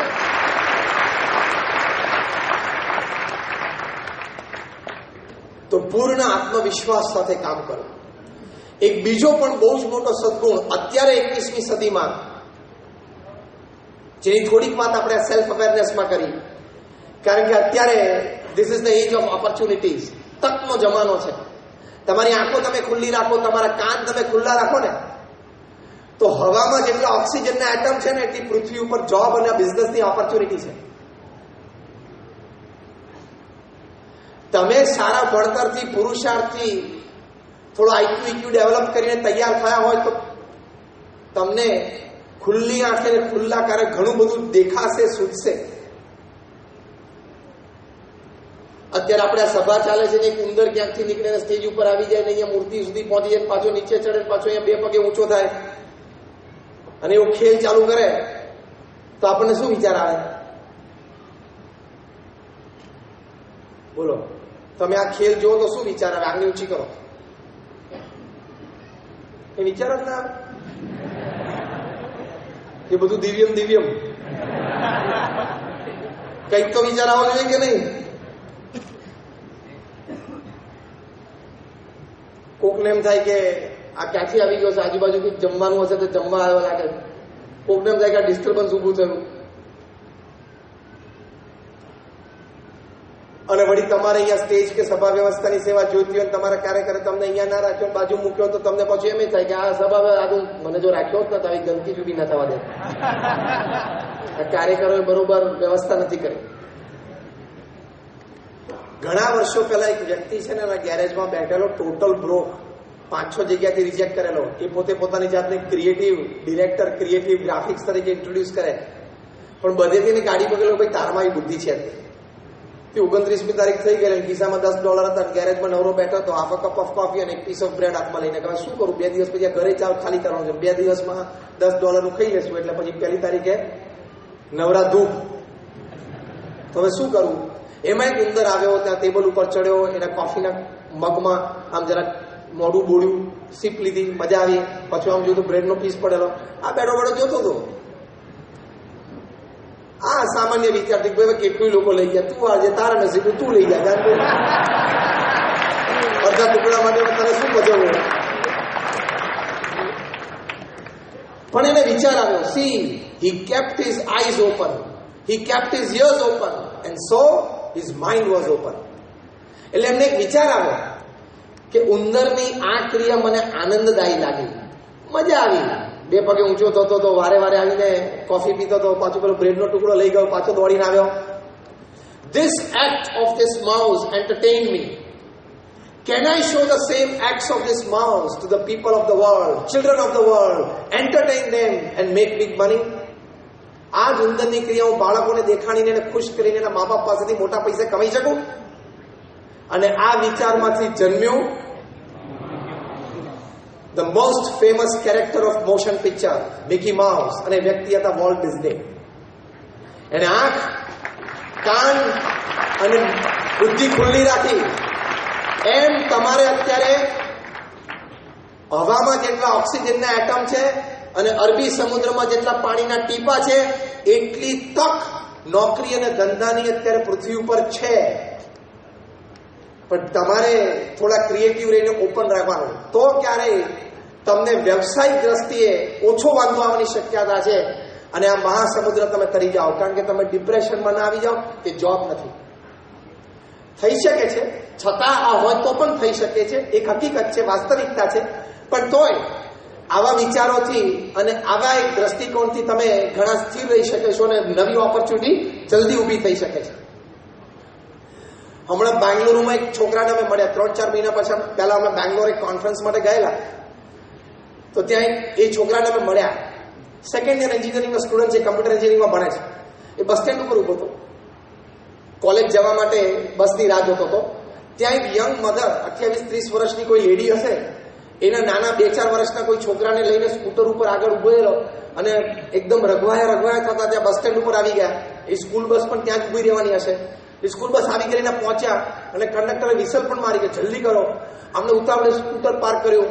એ માતા એના નાના બાળકને આમ પૂંચકી લીધો, દોડીને બસ પાસે ગયા અને બસમાં પેલા કંડક્ટરને હાથમાં આપ્યો. અને પેલો બિચારો બાળક તો આમ ઇન બધું બહાર આવી ગયું હતું ને આમ એક બાજુથી પેલું બેગની એક સ્ટ્રીપ હલી ગઈ હતી અને માંડ અંદર મૂક્યો. અને એની મધર પાસે બહુ પડે, જો ધ્યાન રાખજે, પડી ના જતો, જો પકડીને ચડ. અને પેલો બાળક તો બિચારો પાછળ જોઈ ના છે, કારણ કે નાના બાળકને તો પેલા મૂંચકીની અંદર મૂક્યો તો બિચારો જે એ સ્ટેબલ થતો હતો.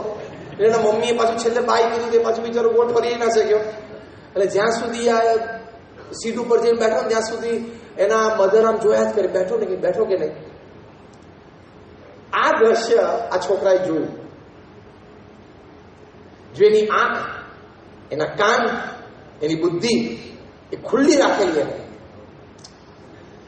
એટલે એને વિચારો શરૂ થયા કે ઘણા બધાને આવી તકલીફો થતી હશે. સવારના પોરમાં નાના સંતાનોને તૈયાર કરીને સ્કૂલે મૂકવા એ એના મધર્સ માટે ઘણી બધી તકલીફો રહેતી હતી. રશ આવર હોય, મોડું થયું હોય, કંઈક નાની મોટી વાત હોય. કેન આઈ હેલ્પ ધેમ? આ વિચાર કે હું એને મદદ થઈ, આ પરિસ્થિતિને કઈ મદદરૂપ થઈ શકે. હવે આપણે એ વખતે ત્યાં ઉભા હોય તો શું વિચાર આવે? વહેલું આવી જવું જોઈએ.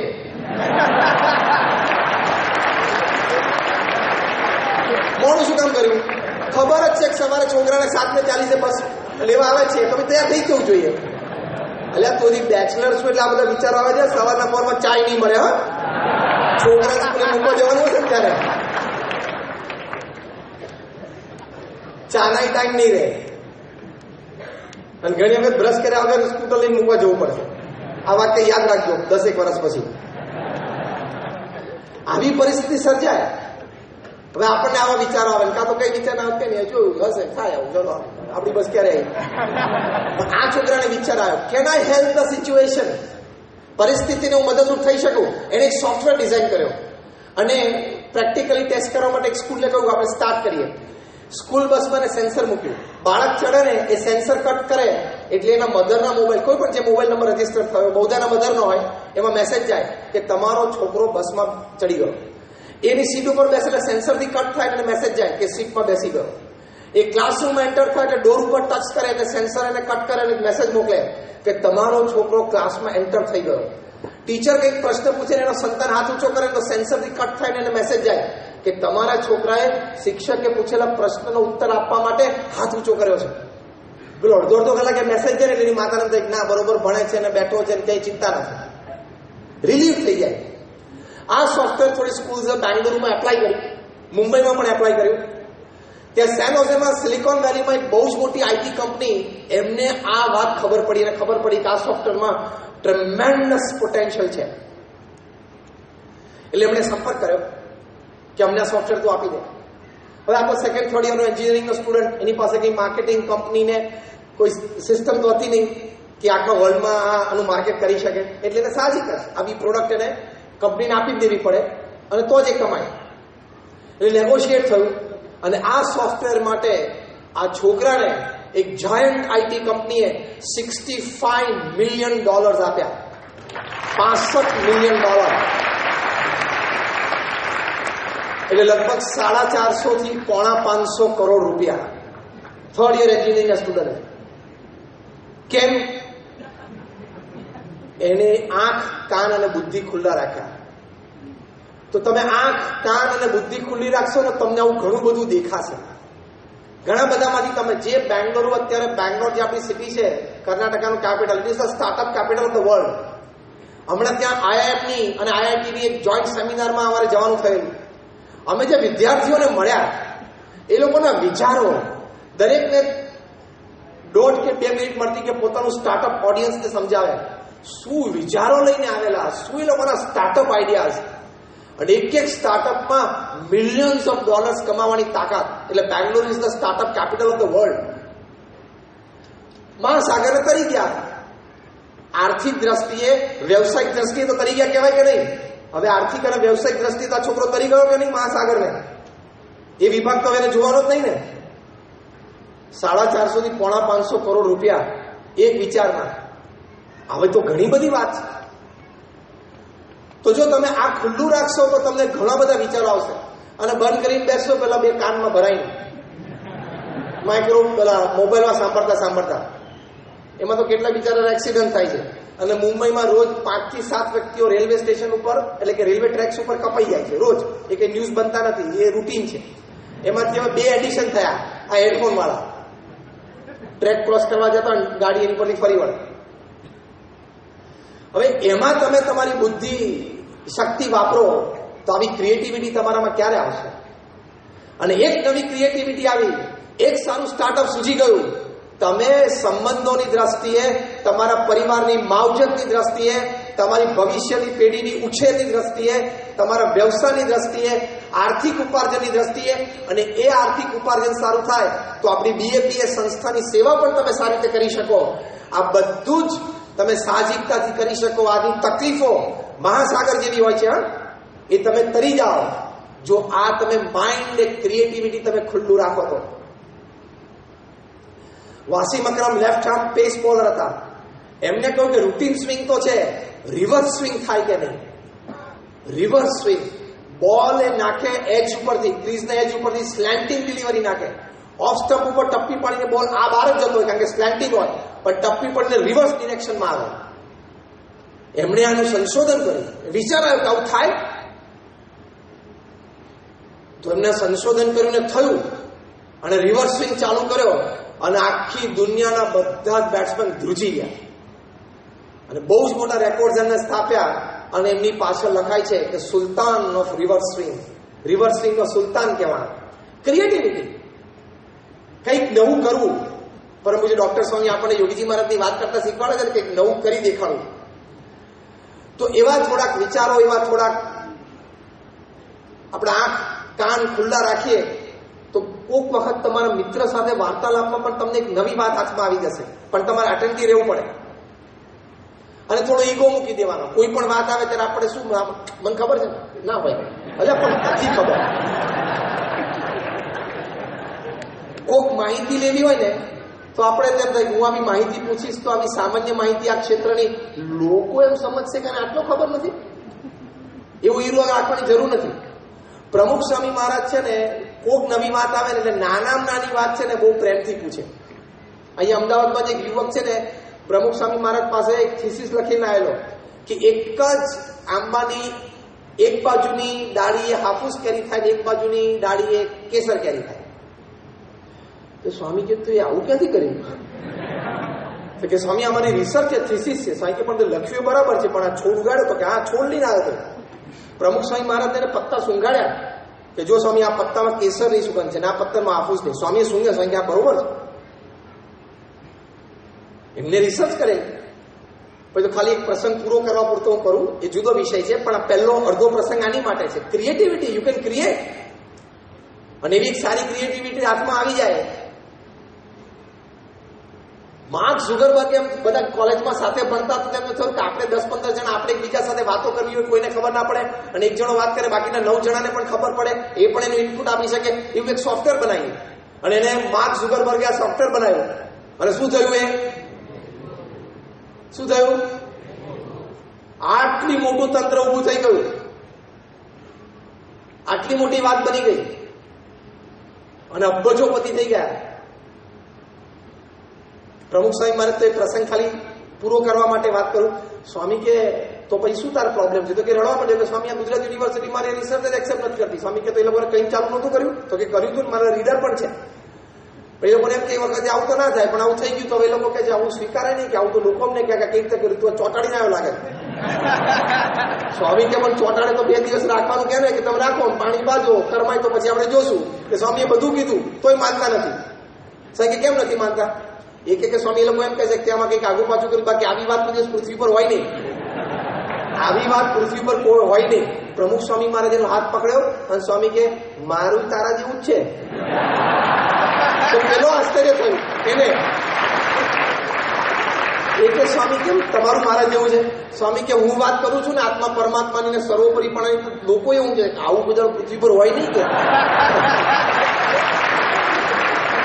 કે સાહેબને આશીર્વાદ આપ્યા. આ તો ખાલી એક પ્રસંગ પૂરો કરવા માટે વાત કરી, પણ આપણે જે વિષયની વાત છે આ છે કે ક્રિએટિવિટી. એટલે એ પણ એક બહુ જ મોટો સદગુણ છે, એ પણ એક બહુ જ મોટી શ્રદ્ધાની વાત છે. અને છેલ્લી અગત્યની વાત, મહાસાગર તરવા માટે ભગવાનમાં પૂર્ણ વિશ્વાસ. આપણે તો બધા સત્સંગી યુવકો અહીંયા બેઠા છીએ, આપણને તો સત્સંગ દ્રઢ છે, મહારાજ અને સ્વામીમાં શ્રદ્ધા દ્રઢ છે. આપણા ગુરુહરિ પ્રમુખ સ્વામી મહારાજ અને પ્રગટ ગુરુહરિ મહંત સ્વામી મહારાજમાં આપણને પૂર્ણ વિશ્વાસ છે. એમના વિચારો, એમનું જીવન, એમનું કાર્ય આપણે વર્ષોથી અને દાયકાઓથી જોતા આવ્યા છે. આપણી પરંપરા, એમના જીવન ચરિત્રો આપણે વાંચેલા છે, સાંભળ્યા છે, કથામાં સાંભળ્યા છે. એટલે આપણે તો ભગવાનમાં પૂર્ણ શ્રદ્ધા છે. પણ એ પૂર્ણ શ્રદ્ધા પ્રેક્ટિકલ, નામ સ્મરણ કરીએ શ્રદ્ધા છે, નિત્ય પૂજા કરીએ શ્રદ્ધા છે, સત્સંગ સભામાં યુવક મંડળમાં આવી હમણાં પરમ પૂજ્ય મહંત સ્વામી મહારાજે આપણને વિડીયોમાં આશીર્વાદ આપ્યા, એ બધી શ્રદ્ધા છે. એ બધું ઘણું આપણને જીવનમાં સ્થિરતાથી માંડીને સદગુણો સુધી મદદરૂપ થઈ શકે છે. પણ અમુક પ્રેક્ટિકલ શ્રદ્ધા એ ભગવાનને સર્વ કરતા હરતા જાણવા. તો આ મહાસમુદ્ર તરતા તરતા ડૂબકા તો ઘણા આવશે, એમનેમાં મહાસમુદ્ર તરાતો નથી.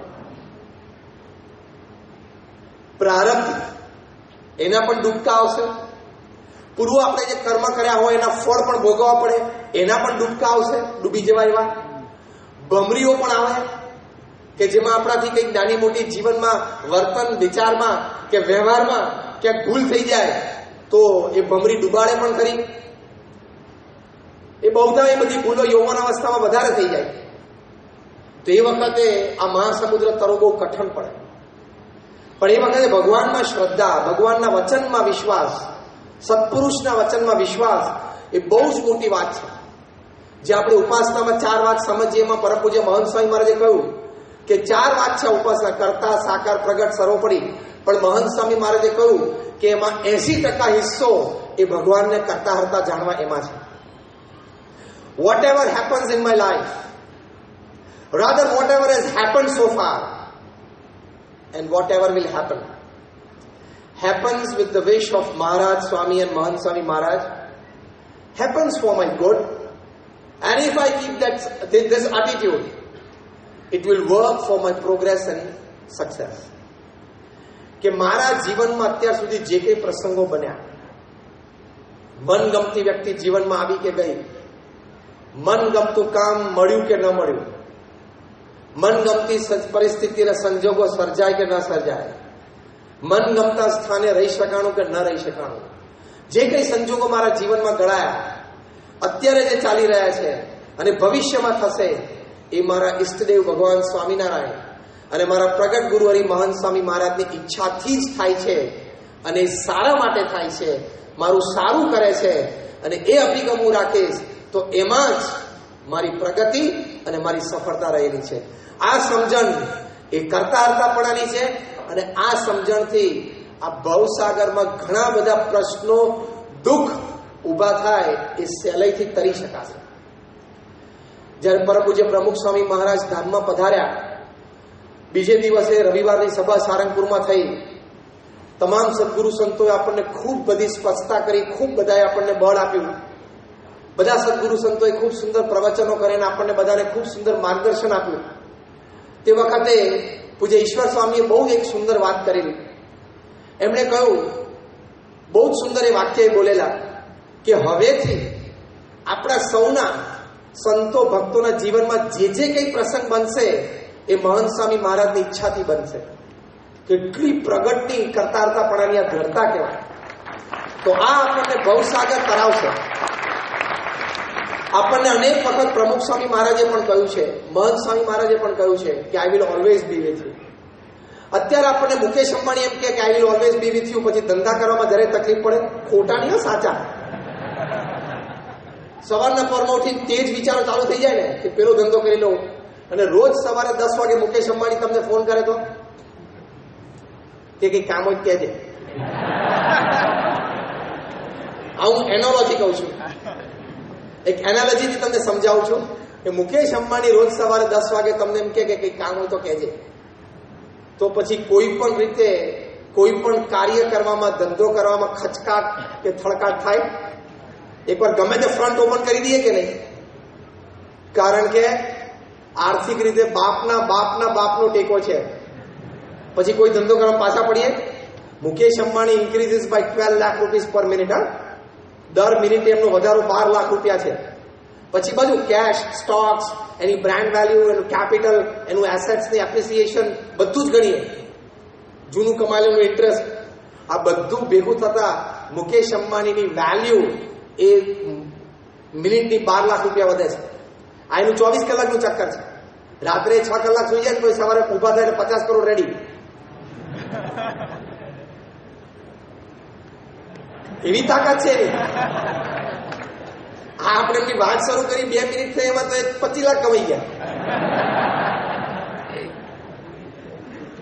હવે એનો આર્થિક ટેકો આપણી પાસે હોય તો કોઈ પણ વેપાર ધંધો શરૂ કરતા કે કામ કરતા જરાય ખચકાટ થાય કે કઈ વાંધો નહીં, કે તકલીફ હોય કાલ 10:30 વાગે ફોન આવવાનો જ છે એમનો. યસ ઓર નો? તો ધીસ ઇઝ એન એનાલોજી. તો આ આપણને મહંત સ્વામી મહારાજ અને પ્રમુખ સ્વામી મહારાજે રોજ આપણી પૂજામાં આપણને કહે છે કે I will always be with you. આપણે બોલાવે છે ત્યારે આવે છે, તો આપણને બળ કેમ ના રહે કે આપણે આ ઓશન ઓફ યુથ ઇઝીલી કરી જશું. કારણ કે હાથ કોણે પકડ્યો છે, હાથ કોને પકડ્યો છે આપણે તરી જશું એ વિશ્વાસ. અમે વલ્લભ વિદ્યાનગરમાં ત્યાં કોલેજમાં ભણતા હતા, હોસ્ટેલમાં અમે રહેતા હતા, ત્યારે અમારી સાથે એક યુવક હતો હરેશ મોરડિયા, અત્યારે સુરત છે અને ત્યાં ચશ્માની દુકાન ને બધું છે. તો તે વખતે વલ્લભ વિદ્યાનગરમાં મ્યુનિસિપલ કોર્પોરેશને નવો સ્વિમિંગ પુલ બનાવેલો. એટલે અમે બધા યુવકોએ નક્કી કર્યું, અમે બધા 2nd 3rd યર કોલેજમાં હતા, કે આપણે સ્વિમિંગ શીખવા જવું. પણ પછી 1-2 દિવસમાં સમાચાર આવે કે સ્વામી બાબા છાત્રાલયમાં આવવાના છે 6 દિવસ માટે, 20 દિવસ પછી. એટલે બધાને એમ થયું કે આપણે બાપા આવી જાય, પધારી જાય, આપણે લાભ લઈ લઈએ, પછી આપણે આ બધા ફોર્મ ભરવા માટે જશું. કારણ કે 20 દિવસ બધી સાંસ્કૃતિક કાર્યક્રમોની તૈયારી, બીજું ત્રીજું. એટલે પછી એ બધી તૈયારી કરતા તેમાં હરેશ જે છે એ ત્યાં જઈને ફોર્મ ભરી આવ્યા અને એણે કોચિંગ શરૂ કરી દીધું. સાંઈ બાપા ત્યાં પધાર્યા ત્યારે બધા યુવકો બાપાના ભોજન દર્શન દરમિયાન ત્યાં હોઈએ, ખૂબ વાતો થતી, ખૂબ આનંદ થતો, ખૂબ બાપા લાભ આપતા. બાપા થાળમાંથી લાડુ, ભજીયા બધું છૂટું ફેંકતા. એ બધી બહુ અદભુત આનંદની સ્મૃતિઓ. એ વખતે હરેશે કીધું, સ્વામી કે મારે તમને એક વાત કરવી છે. સ્વામી કે બોલ. એ કે સ્વામી હું સ્વિમિંગ શીખવા ગયો ને તો કોચને ખબર હતી કે મને જરાય તરતા નથી આવડતું. તો પહેલે દિવસે મને કિનારે ઉભો રાખ્યો, મને કે ઉભો રહે. એટલે હું તો વળી વિશ્વાસે ઉભો રહ્યો, ત્યાં તો પાછળથી એને ધક્કો મારે અને મને નાખ્યો પાણીમાં, ઓશન. કારણ કે તરતા ના આવડતું હોય ને સ્વિમિંગ પુલ પણ ઓશન જ સમજવાનો. 3 જ વાર બહાર આવે, 4થી વાર ના આવે. કારણ કે બહાર નીકળે પેલો શ્વાસ છોડે ને બીજો શ્વાસ લે તો ટાઈમ પછી બહુ રહે નહીં, 3જી વારમાં, 4થી વારમાં જતો રહે. એટલે તરતા ના આવડતું હોય ને તો સ્વિમિંગ પુલ પણ ઓશન જ છે, ડૂબે. ધક્કા મારે ને એટલા બધા ભવાત્યા મારું 2-3 વાર બહાર આવ્યો. અને હું બહાર આવીને આનંદ કરું ને તો પેલો કોચ કિનારે ઉભો આ મધપવાળી મારી સામે જોતો હશે અને મને એમ થાય કે હું મરી જઈશ. અને છેલ્લી વાર 4થી વાર અંદર ગયો ને તો મારા શરીરમાં શ્વાસ જ નહોતો ને પાણી પીવાનું શરૂ થઈ ગયેલું. ત્યાં કૂદ્યો અને મને ખભેથી પકડ્યો અને મને આમ કર્યું તો હું કિનારે આવી ગયો. કિનારો 2 ફૂટ જ હતો. તરતા ના આવડે તો ના પહોંચાય. હવા ત્યાં મારવાનો. અને કે સ્વામી એટલી રાહત થઈ, જીવમાં જીવ આવ્યો, ઊંડો શ્વાસ લીધો ને માંડ બચ્યા. પછી મેં પેલા કોચને કીધું, તમને ખબર તો હતી કે મને તરતા નથી આવડતું, તો કેમ ધક્કો માર્યો? તો કે ટ્રેનિંગના ભાગ રૂપે છે, પહેલા પાણીની બીક કાઢવી પડે, એમાં ડૂબાતું નથી. કે પછી ધીમે ધીમે થોડું અત્યારે મને શીખવાડ્યું છે. આટલી વાત કરીને હરેશ મોરડિયાએ આ પ્રશ્ન પૂછ્યો ઓશન ઓફ યુથનો, કે સ્વામી અમે પણ ભવસાગરમાં ડૂબકા ખાઈએ છીએ અને આ ભવસાગર તો બહુ લાંબો છે, જબરો લાંબો છે. આમ લાગે 70-80 વર્ષનો છે હ્યુમન લાઈફ, પણ એ 70-80 વર્ષ પૂરા કરવા ને એ ભલાને ધોળા દિવસે તારા દેખાડી દે. અમે પ્રમુખ સ્વામી મહારાજ સાથે 1996માં લોસ એન્જલસથી ઓકલેન્ડ ગયેલા, ત્યારે 13 કલાકની નોન સ્ટોપ ફ્લાઇટ હતી. પેસિફિક મહાસાગર આખો ઓળંગેલો. 13 કલાક સુધી 900 કિલોમીટર પર આવરની સ્પીડે પ્લેન ઉડતું હતું. ત્યારે 11,000 કિલોમીટર ક્રોસ થયા. તો પેસિફિક મહાસાગર એ 11,000 કિલોમીટર લાંબો હોય તો આ તો ભવસાગર તો કેવડો લાંબો. એ 70-80 વર્ષનો નહીં સમજવાનો. જ્યાં સુધી તારા નહીં ત્યાં સુધી જન્મ મરણ ચાલુ રહે ત્યાં સુધી લાંબો જ રહે. કે સ્વામી અમે ભવસાગરમાં ડૂબકા મારીએ છીએ અને ઘણી વખત ડૂબીએ છીએ, અમને તરવાનું ઓછું ફાવે છે, ઓછું આવડે છે, પણ ટાઈમે અમે ડૂબતા હોઈએ આ મહાસાગરમાં, ત્યારે અમને આ કોચે મારું બાવડું પકડીને મને બહાર કાઢ્યો એમ તમે બહાર કાઢી લેજો. સ્વામી તરત અદ્ભુત ઉત્તર આપ્યો. જમતા જમતા અટકી ગયા અને સ્વામી કે જો પહેલા તો તને તરતા શીખવું છે એવું મન થયું ને, એમ મન થવું જોઈએ કે મારે ભવસાગર તરવો છે, ઓશન ઓફ યુથ તરી જવું છે, મન થવું જોઈએ. બીજી વાત સ્વામીએ કરી. સ્વામી કે તેની માટે કોચ શોધી કાઢ્યો. એના ઉત્તરમાં બાપા બોલેલા, સ્વામી કે આપણે તો કોઈ કોચ શોધવાનો નથી, આપણે યોગી બાપા છે એ કોચ છે જ. એમને યોગી મહારાજની વાત કરી, સિદ્ધિ પોતાની વાત ના કરી શકે કે આપણે યોગી મહારાજ કોચ છે જ એટલે આપણને મળી ગયા છે, એ ભવસાગર તરાવશે. ત્રીજી વાત સ્વામી અદ્ભુત કરી. પ્રમુખ સ્વામી મહારાજ બોલ્યા કે એણે તને ધક્કો માર્યો અને તું પાણીમાં પડ્યો, એને ખબર હતી કે તને તરતા નથી આવડતું, તને પણ ખબર હતી કે તને તરતા નથી આવડતું, એને ખબર છે, છતાં તને પાણીમાં ધક્કો માર્યો તો તને એનો અવગુણ આવ્યો? હરેશ કે ના સ્વામી, મને એનો અવગુણ ના આવ્યો. સ્વામી કે કેમ? કે મને મનમાં એમ હતું સ્વામી કે તું ડૂબતો તો ને તને બહાર નહોતા કાઢતા તોય તને એનો અવગુણ આવ્યો? સુપર ક્વેશ્ચન બાપાએ પૂછેલો આ, કે તું ડૂબતો તો, એ સામે ઊભો તો અને તને બચાવતો નહોતો તોય તને એનો અવગુણ આવ્યો તો? તને એટલું તું જલ્દી બહાર નીકળવું છે, મને બહાર કાઢે તો સારું? તો કે ના સ્વામી, અવગુણ ના આવ્યો. સ્વામી કે કેમ? તો કે સ્વામી અંદર મને એવો વિશ્વાસ હતો કે આજ મને તરતા શીખવાડશે, આજ મને બચાવશે. સ્વામી કે સત્પુરુષ માટે એટલો વિશ્વાસ રાખવાનો કે કદાચ એ ભવસાગરમાં ડૂબતા પડાવે, ડૂબતા ખાતા હોય ત્યારે સામે ઊભા હોય, આશીર્વાદ આપે, તો પણ એ ડૂબતામાંથી બહાર ના આવીએ સમય માટે, થોડા સમય માટે. તે વખતે સત્પુરુષનો અભાવ ના આવવો જોઈએ કે મને આ બહાર કેમ નથી કાઢતા, આ પરિસ્થિતિ મારા જીવનમાં સર્જાણી છે, 2 વખત એમના આશીર્વાદ લીધા તોય કેમ બહાર નથી કાઢતા. સ્વામી બોલેલા કે આશીર્વાદ આપે પણ એમણે નક્કી કરેલા સમયે જ તમને બહાર કાઢે. કારણ કે અમદાવાદમાં તો વર્ષમાં 2 વખત આવે, વર્ષમાં 2 વખત તમે પાસ લઈ લો વ્યક્તિગત મુલાકાતમાં કે સ્વામી બોલું દીકરીના છૂટાછેડા, દીકરીને છૂટે આશીર્વાદ આપે, પણ એમણે નક્કી કર્યું હોય ને ત્યારે જ કામ થાય. અદ્ભુત વાત સ્વામી કરી. અને છેલ્લી વાત સ્વામીએ કરી. સ્વામી કે તું ખરેખર ડૂબતો હતો અને તારો પ્રાણ જાય એમ હતો ત્યારે સાહજિકતાથી તારી પાસે આવી ગયો અને તને બાવડું પકડીને મૂકી દીધો. એમ યોગી મહારાજ આપણને ડૂબવા નહીં દે, ભવસાગરમાંથી આપણને ટાણે બહાર કાઢી લેશે, પણ તને તારા કોચમાં વિશ્વાસ હતો એમ તારે સત્પુરુષમાં વિશ્વાસ રાખવાનો. સત્પુરુષમાં વિશ્વાસ એ આપણી માટે સૌથી મોટું બળ છે ઓશન ઓફ યુથ કરી જવાનું. કે જે બોલે છે એ મારા સારા માટે છે, એ જે કહે છે એ મારે કરવું છે, એ જે મને શીખવાડે છે એ પ્રમાણે જ મારે રહેવું છે. આપણે આપણો પૂરો પ્રયત્ન કરવાનો. પછી આપણા સ્વભાવ હોય, દોષ હોય, પ્રકૃતિ હોય, એ આપણને પૂર્ણ રીતે એમની આજ્ઞા પાડવામાં કે એમના પ્રત્યે વફાદારીમાં એ કદાચ પૂર્ણ રીતે આપણને મદદરૂપ ન થાય, ન થવા દે, કારણ કે સ્વભાવ દોષ પણ આપણી અગેન્સ્ટમાં વર્તે છે. પણ તે વખતે પણ વિશ્વાસ છે ને એ બહુ જ મોટી વાત છે. પરમ પૂજ્ય મહંત સ્વામી મહારાજ તો સત્પુરુષમાં વિશ્વાસની અદ્ભુત વાતો કરે છે. મહંત સ્વામી મહારાજ એક વખત બોલેલા કે વિશ્વાસ એ જ સાક્ષાત્કાર. આપણને થાય મૂર્તિ ક્યારે દેખાશે ને આપણી સિદ્ધિ ક્યારે, ભવસાગર ક્યારે, પણ વિશ્વાસ છે ને એમના વચનમાં વિશ્વાસ છે ને કે મને તારશે, બસ એ જ સાક્ષાત્કાર છે, એ જ બ્રહ્મરૂપપણું છે જે મોટી સફળતા છે. ભવસાગરને પાર થાય એટલે આ બ્રહ્મરૂપ થયા, એકાંતિક થયા, ભગવાનના ધામના અધિકારી થયા. તો એ પૂર્ણ આત્મવિશ્વાસ સાથે ચાલવું તે આપણી માટે બહુ જ મોટું બળ છે. તો ગમે તેટલી તકલીફમાં,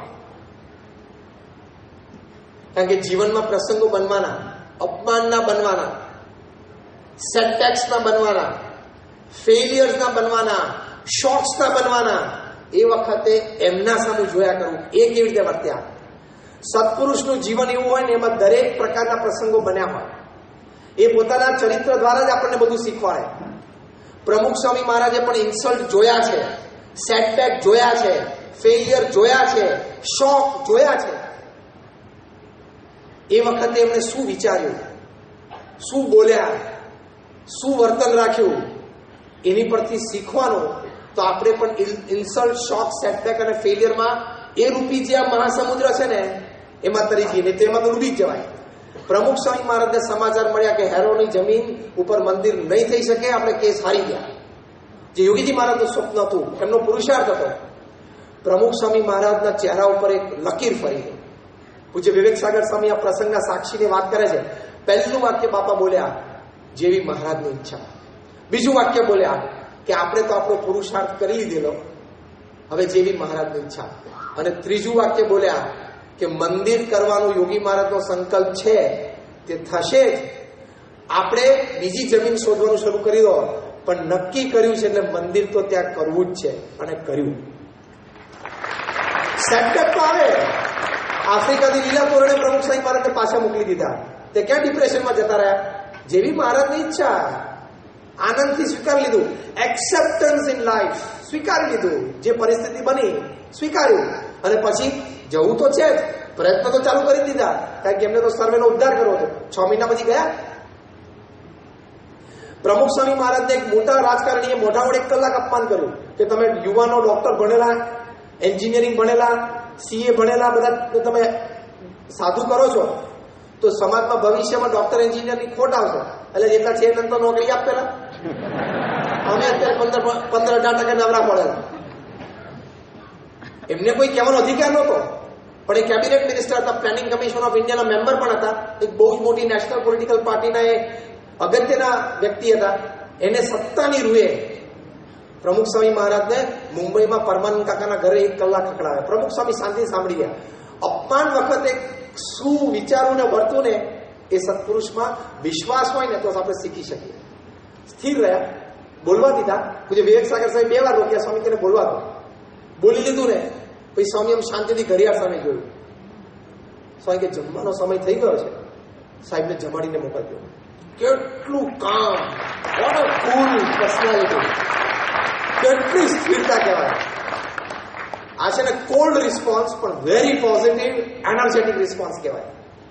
અને પછી ખાનદાની 2 વર્ષ પછી 88માં પ્રમુખ સ્વામી મહારાજનો 68મો જન્મજયંતિ મહોત્સવ નેરોબીમાં ઉજવાયો. તે વખતે 2 જ વર્ષમાં જે કંઈ સંજોગો બન્યા હશે, વ્યક્તિ કેબિનેટ મિનિસ્ટર નહોતી, પ્લાનિંગ કમિશનના મેમ્બર નહોતા, સામાન્ય પ્રાથમિક સભ્યપદ એ પોલિટિકલ પાર્ટીની પાસે હતું. એ પોતાની એક NGO માટે ફંડ રેઝ કરવા માટે આવેલા.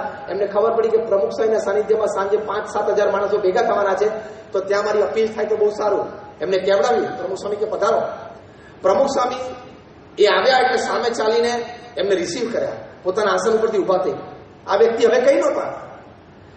મંચસ્થ મહાનુભાવ સાથે એની ઓળખાણ કરાવી.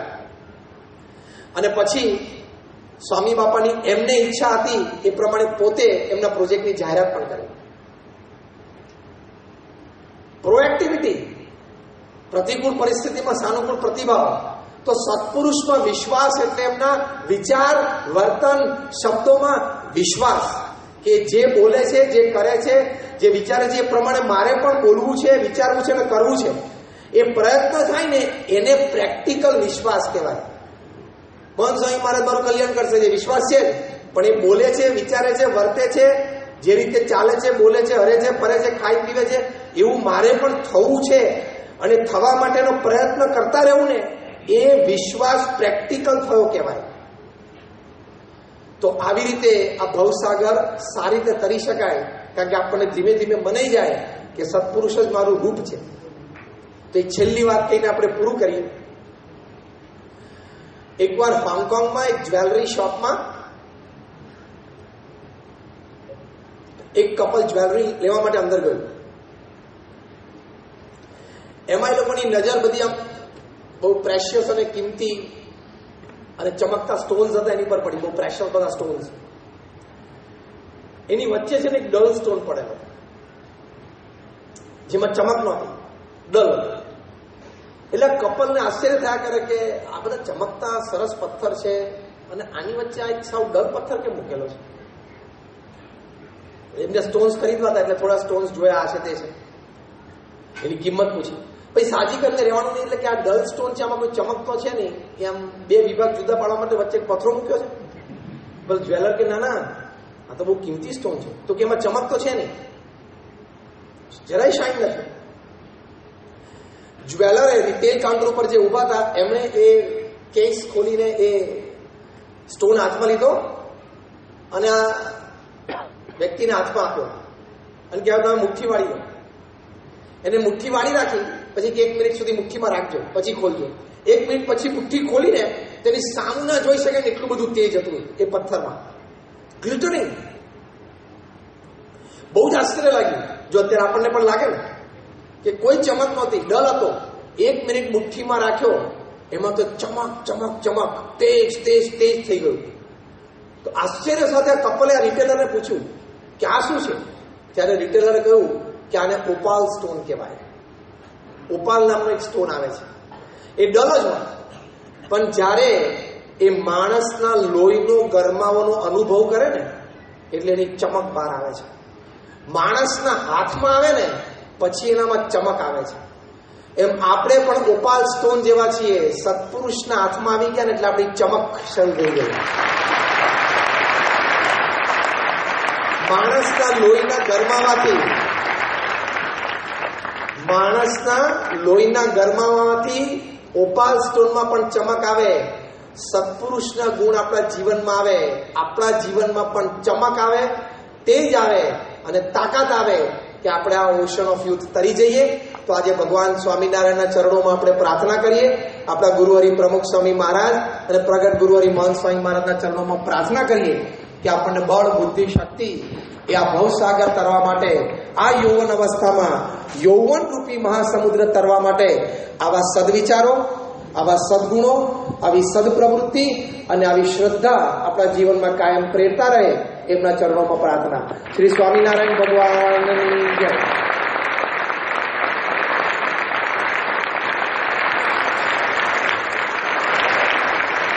ભગવાનમાં શ્રદ્ધા, વિશ્વાસ અને તેમની કૃપાથી યુવા અવસ્થા રૂપી જે સમુદ્ર છે એને સરળતાથી તરી શકાય છે. ખૂબ જ અદ્ભુત વક્તવ્યનો લાભ પૂજ્ય જ્ઞાનવસલ સ્વામીએ આપ્યો. આપણે ફરીથી તેના ખૂબ ખૂબ આભારી છીએ. ખૂબ વ્યસ્ત કાર્યક્રમની વચ્ચે પણ તેઓ અહીંયા પધારીને આપણને સૌને લાભ આપ્યો છે. આપણે તેઓના ખૂબ ખૂબ આભારી છે, તેઓનો ખૂબ ખૂબ આભાર માનીએ છીએ.